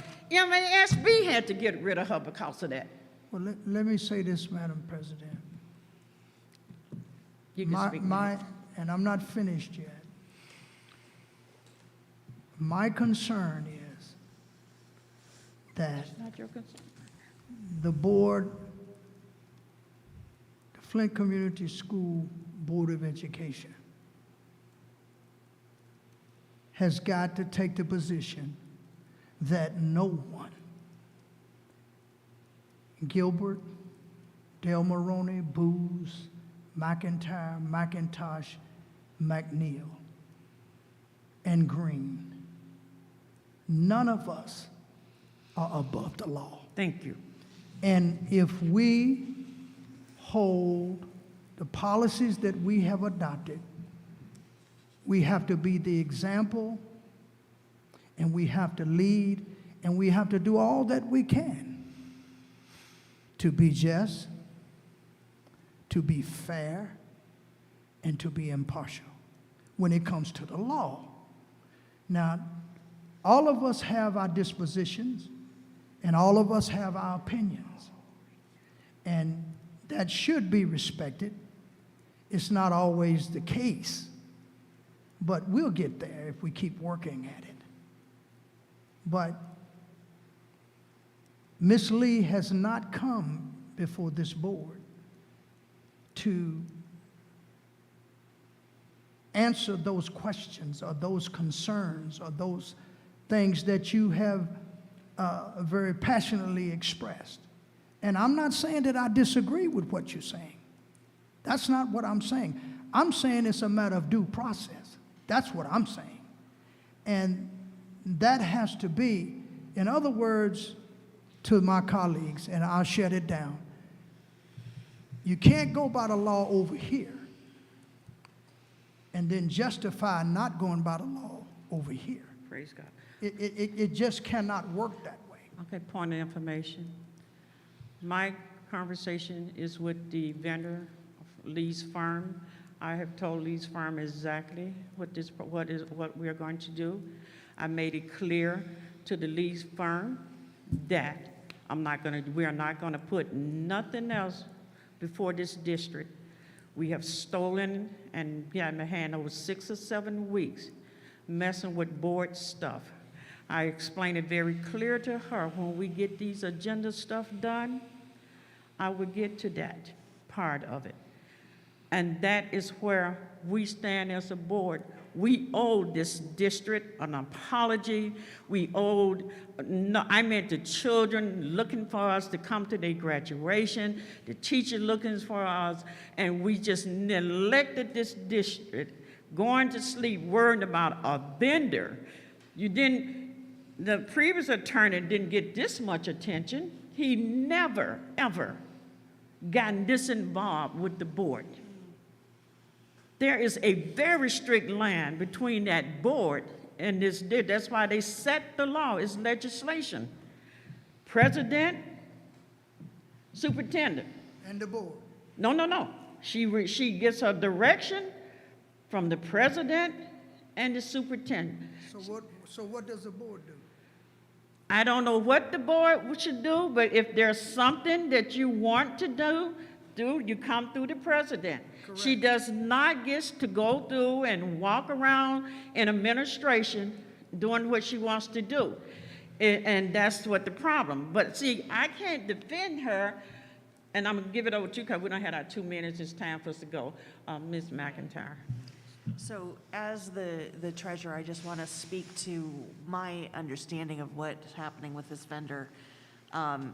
She is a vendor, and for some reason, there's a misunderstanding about what her role and what her duties are, because I think of the two previous presidents. And it did not follow policy. It did not follow bylaws. There's some backdating of contracts. There's some improprieties. There certainly are there's some missing information in the invoices. In fact, I'm very concerned because one of the items in one of the invoices says that there's like a 4.5 or a 5-hour conversation with McIntyre, and I have not had a conversation, let alone for 5 hours, with this individual. So and these were all things that were not authorized by the president, by the board through the president, by the superintendent through the president. These were all things, at least what I can see on the invoices, that were undertaken by this particular individual vendor. Also, this particular vendor was given authorization not according to bylaws, not according to policies, by the by one particular president, that were not according to bylaws, were not according to policies. We cannot go against the law. We cannot go against we can't. And we have to follow these statutes, these bylaws, and we did not. So she did work she was unauthorized to do. She did work that is bordering on unethical. There are some conflict of interests issues. And there are some things that are very, very questionable. Now, she cannot demand that we have a closed door, that we have a meeting or a closed door meeting. She can't demand that, and she has been over and over again. She has. Yeah. She will come before the board and answer our questions, especially these ones dealing with the particular bills, with the invoices, with bringing on other attorneys. She talks about having staff. She talks about having other attorneys that are working in her office, and as far as we can tell, it's just her. And then she bills for these extra outside people that are supposed to be in her office. We have someone with a very questionable name of an ancient Viking who's supposed to be our appellate attorney, who we can't even figure out where his office is or who he is. We've never seen him. I don't even know if he exists. For, $15,000? So these are very concerning. This is bordering on what our previous board attorney was doing that we had some serious issues with. So Dr. McNeil is absolutely correct. We are just out of an EDEP plan. We have the end of the year budget. We have graduation. We just passed a strategic plan. The last thing on my mind is some errant vendor who is going rogue, who is causing more confusion than solving any of the problems, the multitude of problems that we have in this district. She can wait her turn. She can get in line. I'm not All the vendors. with all of the other vendors, especially the ones that have more legitimate claims to being paid and their invoices. Thank you, Sister Laura. I would only say that it's the responsibility of the entire board to address this. And whatever you and Madam President agree about, or you're in together with whatever that is. The policy. Now, let me finish. I listened to both of you. I never cut you off. I listened to you. And that's all I'm asking for Madam President to do. I'm trying to clear the air and get, I think we at least agree with this much, is that it is poison. It will poison the board if we continue to go this route where we don't address things when they need to be addressed, and when the board has said and it's been sanctioned and it's been board action taken to address it. That's what I'm saying. And I want that to be clear to you as my colleague and to Dr. Joyce as my colleague, as the president of this board, and any of my other colleagues. This is not personal with me. This is business. That's the way I look at it. And it's not my business. It's the children's business, as Dr. Joyce says. We're not as far apart as you might think. The thing that I'm saying, if the policy is there, and it is there, it is the law. But we're not exempt because we're the president or we are a trustee. We all have to abide by the rules. And that's all that I'm saying, and I'm going to keep saying that. And I don't think that because what you and Madam President see, you need to bring that to us and so that we can weigh in as board members. Because you don't know what we're thinking, you don't know what we're going to vote, and you don't know how we feel. So it has to be said in an open meeting setting. There's no other place that we should talk about it. That's legal. The emails, we can't vote there, we can't make decisions there. And that's all that I'm saying. So I hope my colleagues understand me, and if you don't, then I'll clear the air. But I want to be clear about this. This is my conviction. This is what I see. And we will continue to disagree, but we will not be disagreeable. I'm not going to act ugly. If I don't like something, if I'm not going to vote a certain way, my colleagues are going to be the first ones to know that because they deserve to know. That's how we will be able to do the right thing and do good things for the kids, for the district, for these administrators. This is their livelihood. And so that's all that I'm trying to do. I'm not saying that I got all the answers, because I don't. I just got here. But I'm not playing no games with nobody. I told another board member that is not here today, I don't have time to play. The sun is setting on this old boy. I'm 66 years old. I don't have time to play with anybody, and I don't think anybody here tonight is playing. We're sincere about what we're doing. I'm just saying, let's deal with them so we can move forward and get all of this stuff out of the way. That is a hindrance, and that we don't have to pay attention to it. That's all that I'm saying.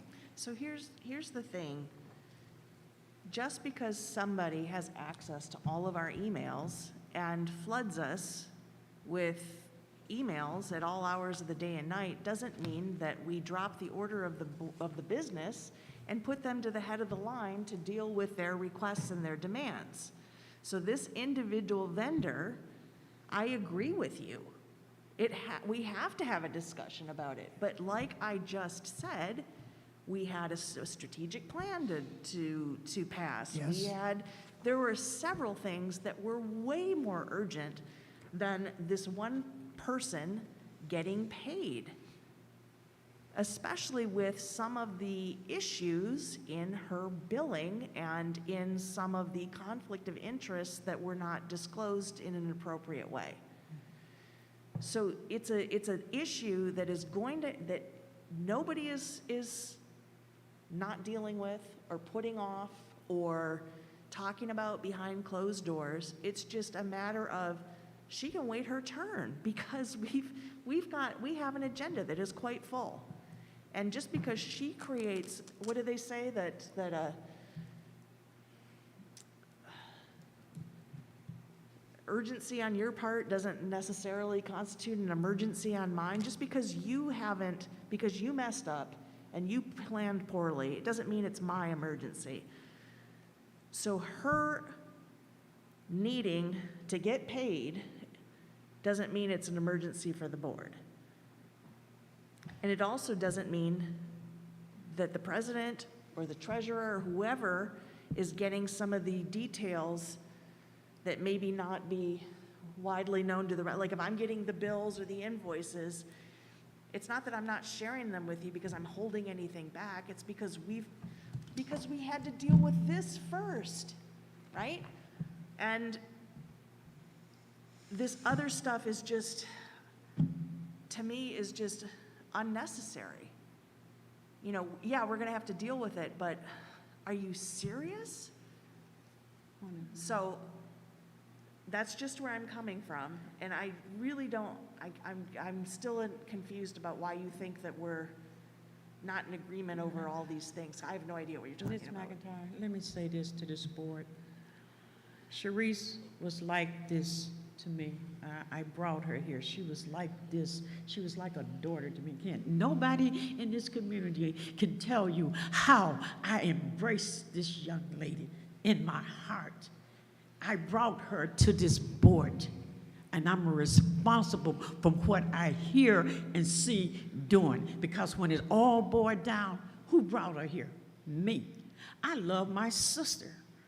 But will I allow my sister to do unethical stuff? No. Now, when we didn't say when I told her and I meant what I said, she understand, but she playing the cuckoo. Now, if you're gonna, that's why lawyers don't work for board. They don't become close to board member. It compromises the relationship. You never should have mentioned that you was going to do her arbitration free for her. So when you start doing free stuff for people, it conflicts interest. I don't know a whole lot about it, but I know that person that I brought here. And then to find out she was even released from other places. So I don't care how you guys fight for her. The policy says, the policy, legal. Who is she answering to? She doesn't answer to me. She doesn't come to me. She goes to the VP or to somebody else.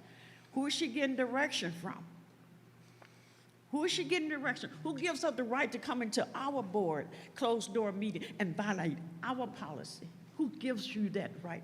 This guy here that we talking about, never done that. No, you couldn't get Troom to call and talk to me on a personal basis. They don't do that.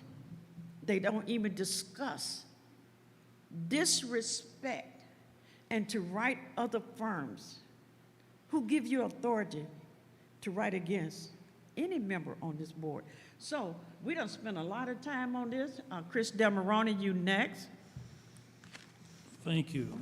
Yeah, we do need to spend a lot of time on it, and I agree with Board Member McIntyre that, you know, we need to list our priorities.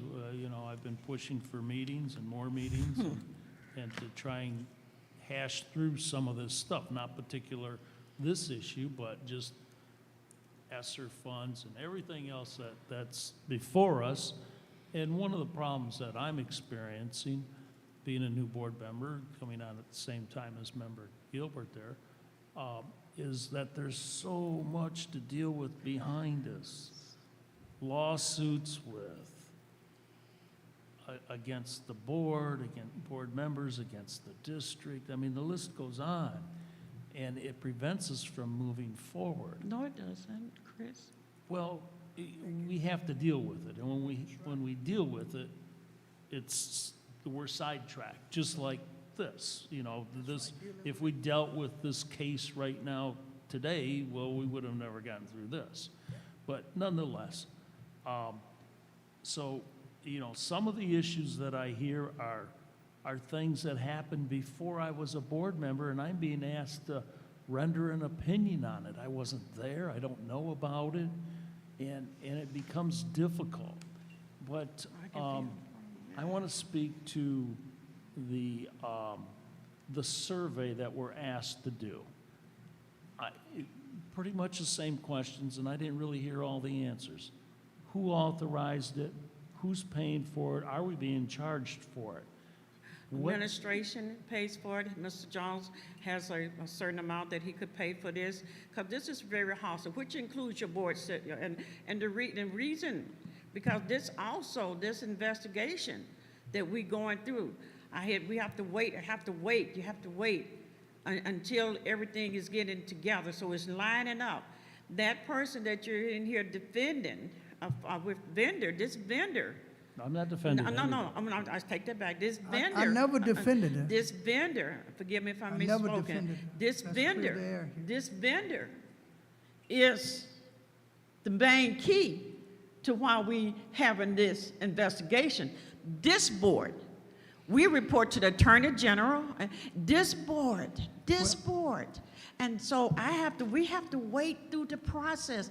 I can't just jump out here because we on an investigation, which include this attorney.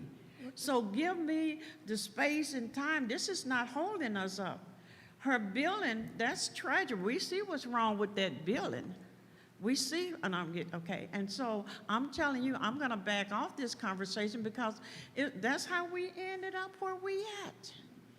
Well, Linda Booth, I you haven't I thought I spoken. had the floor. Oh, I'm sorry. Well, Linda, everybody done spoke a couple of times, but Linda, have you spoke twice? If you No, haven't, go ahead. I I'm was the sorry. first time, and somehow you Oh. got in on my time. All right. I don't know. You want to finish? So, yes, I'd like to. So,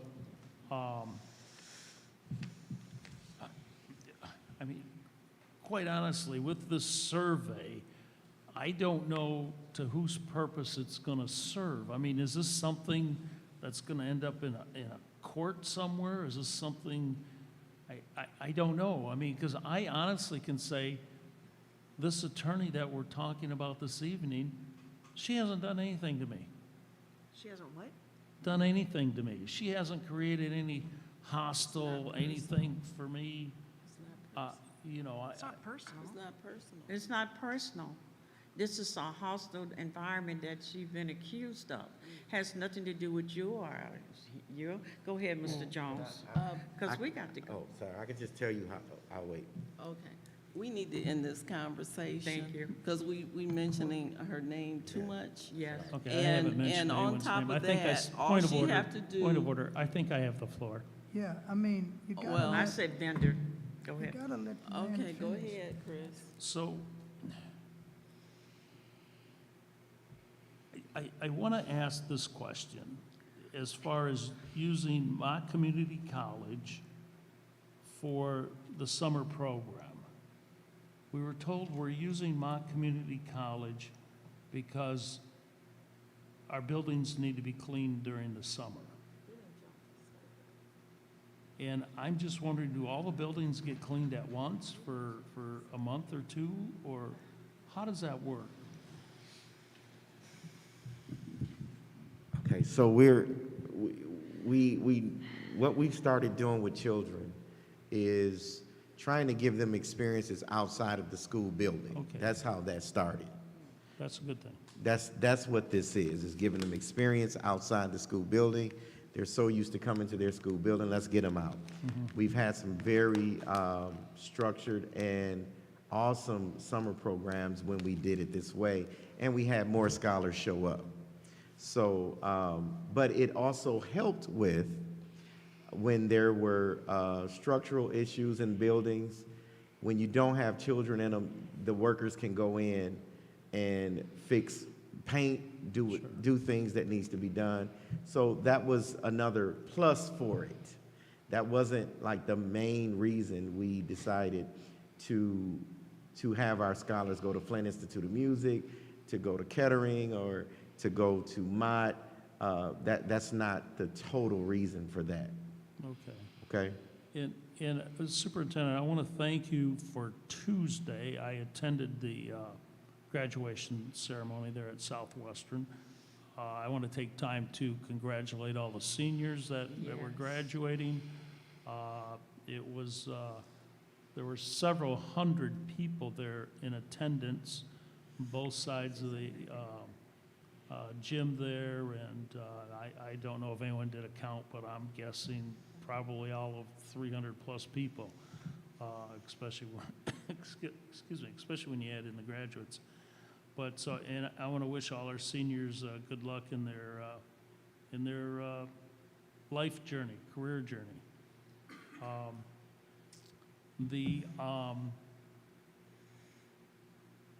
And more importantly, you took, let me say, immediate action when I pointed out some things outside the building that I thought, well, I think we agreed that the paint cans looked like they were 30 years old, and probably were.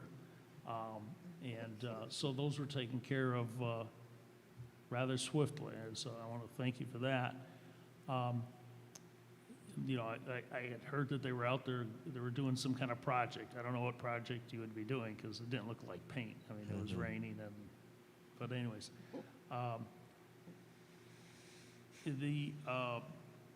I would like to talk more about a maintenance schedule and what that looks like for our buildings, just because you know, I'm going to point out Southwestern, that was the last school I was to on Tuesday.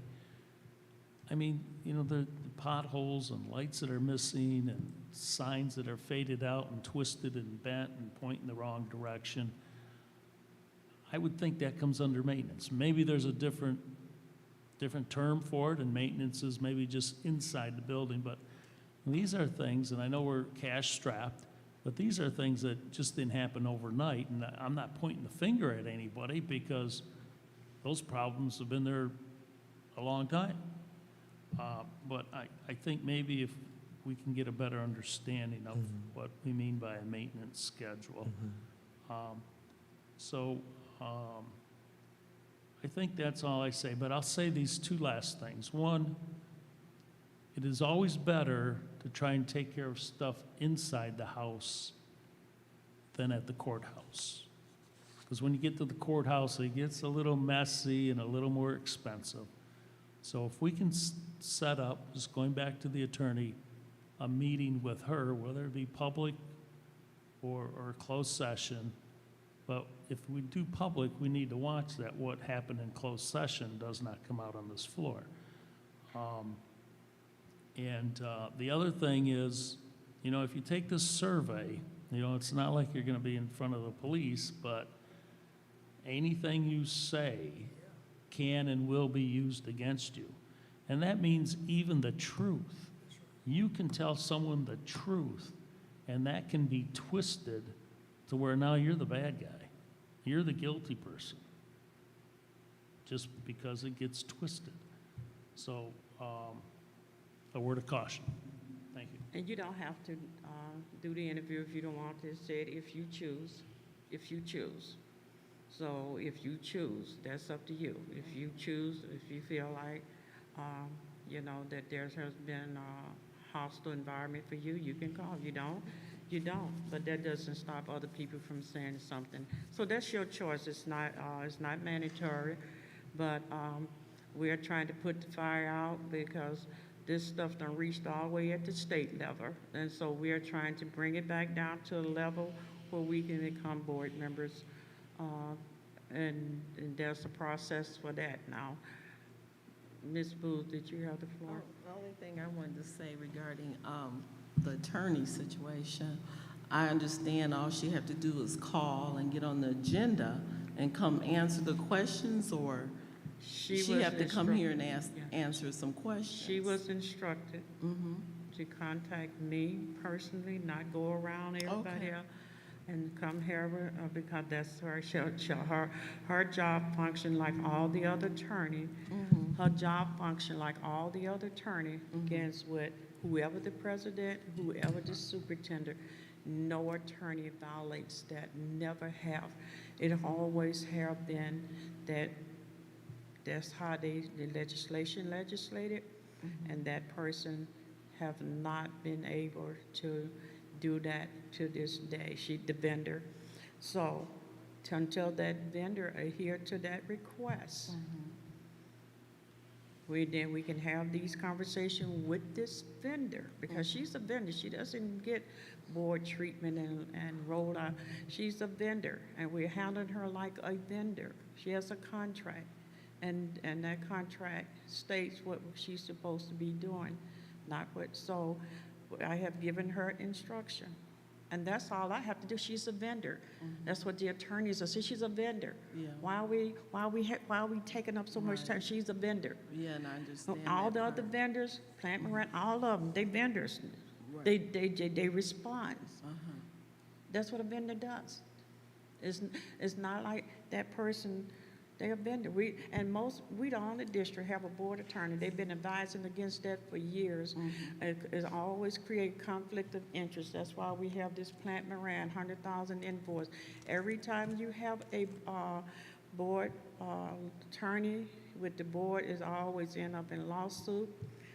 MASB done said, is it that policy that we have, the Flint Board of Education policy, is against the legislations.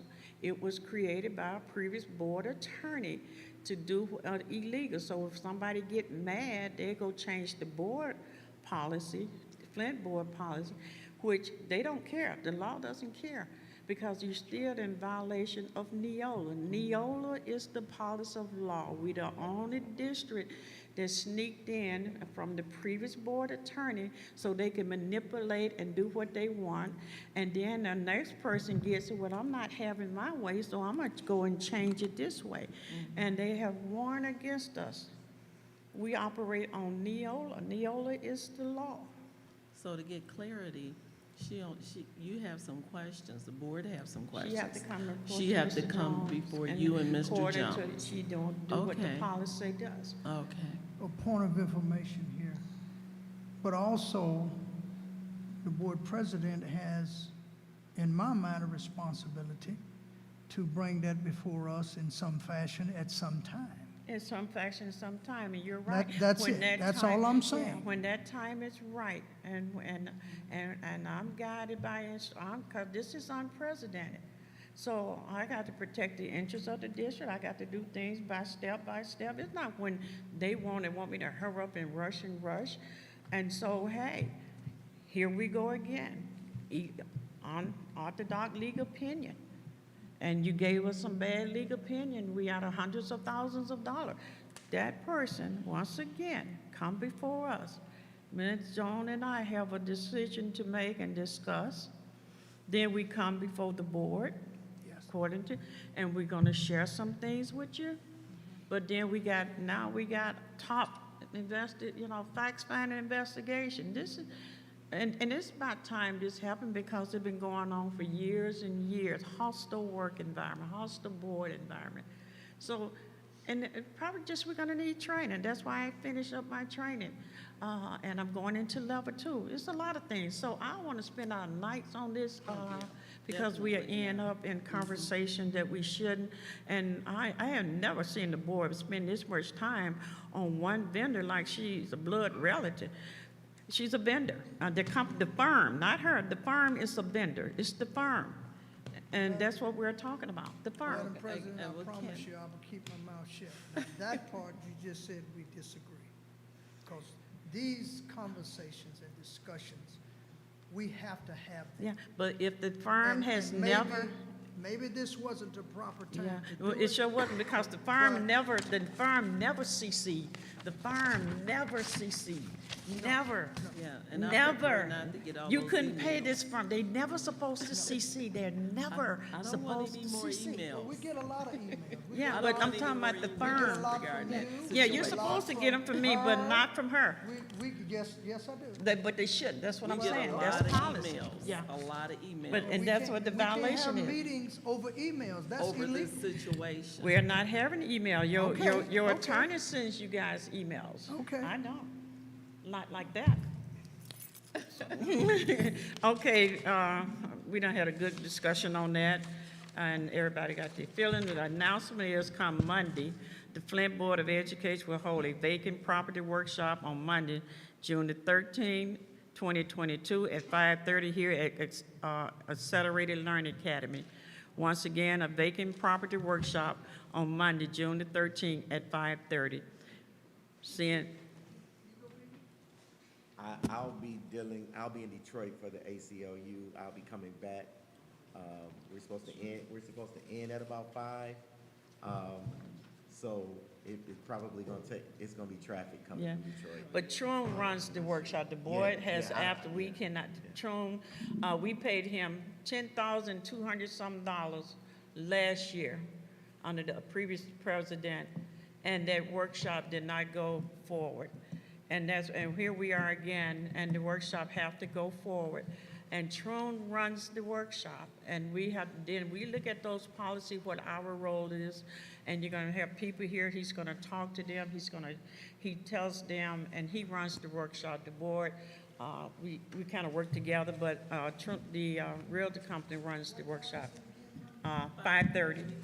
And bring as many people out that are interested in these vacant buildings. Chris Demaroni, you worked with the city council a lot. Monday, they can come here and have those discussions. Okay, tell them to come, and a good thing about what he gonna help them talk about proposals and all of that. Seeing no further business, I declare the Board of Committee of the Whole meeting is adjourned. Good night. You're welcome.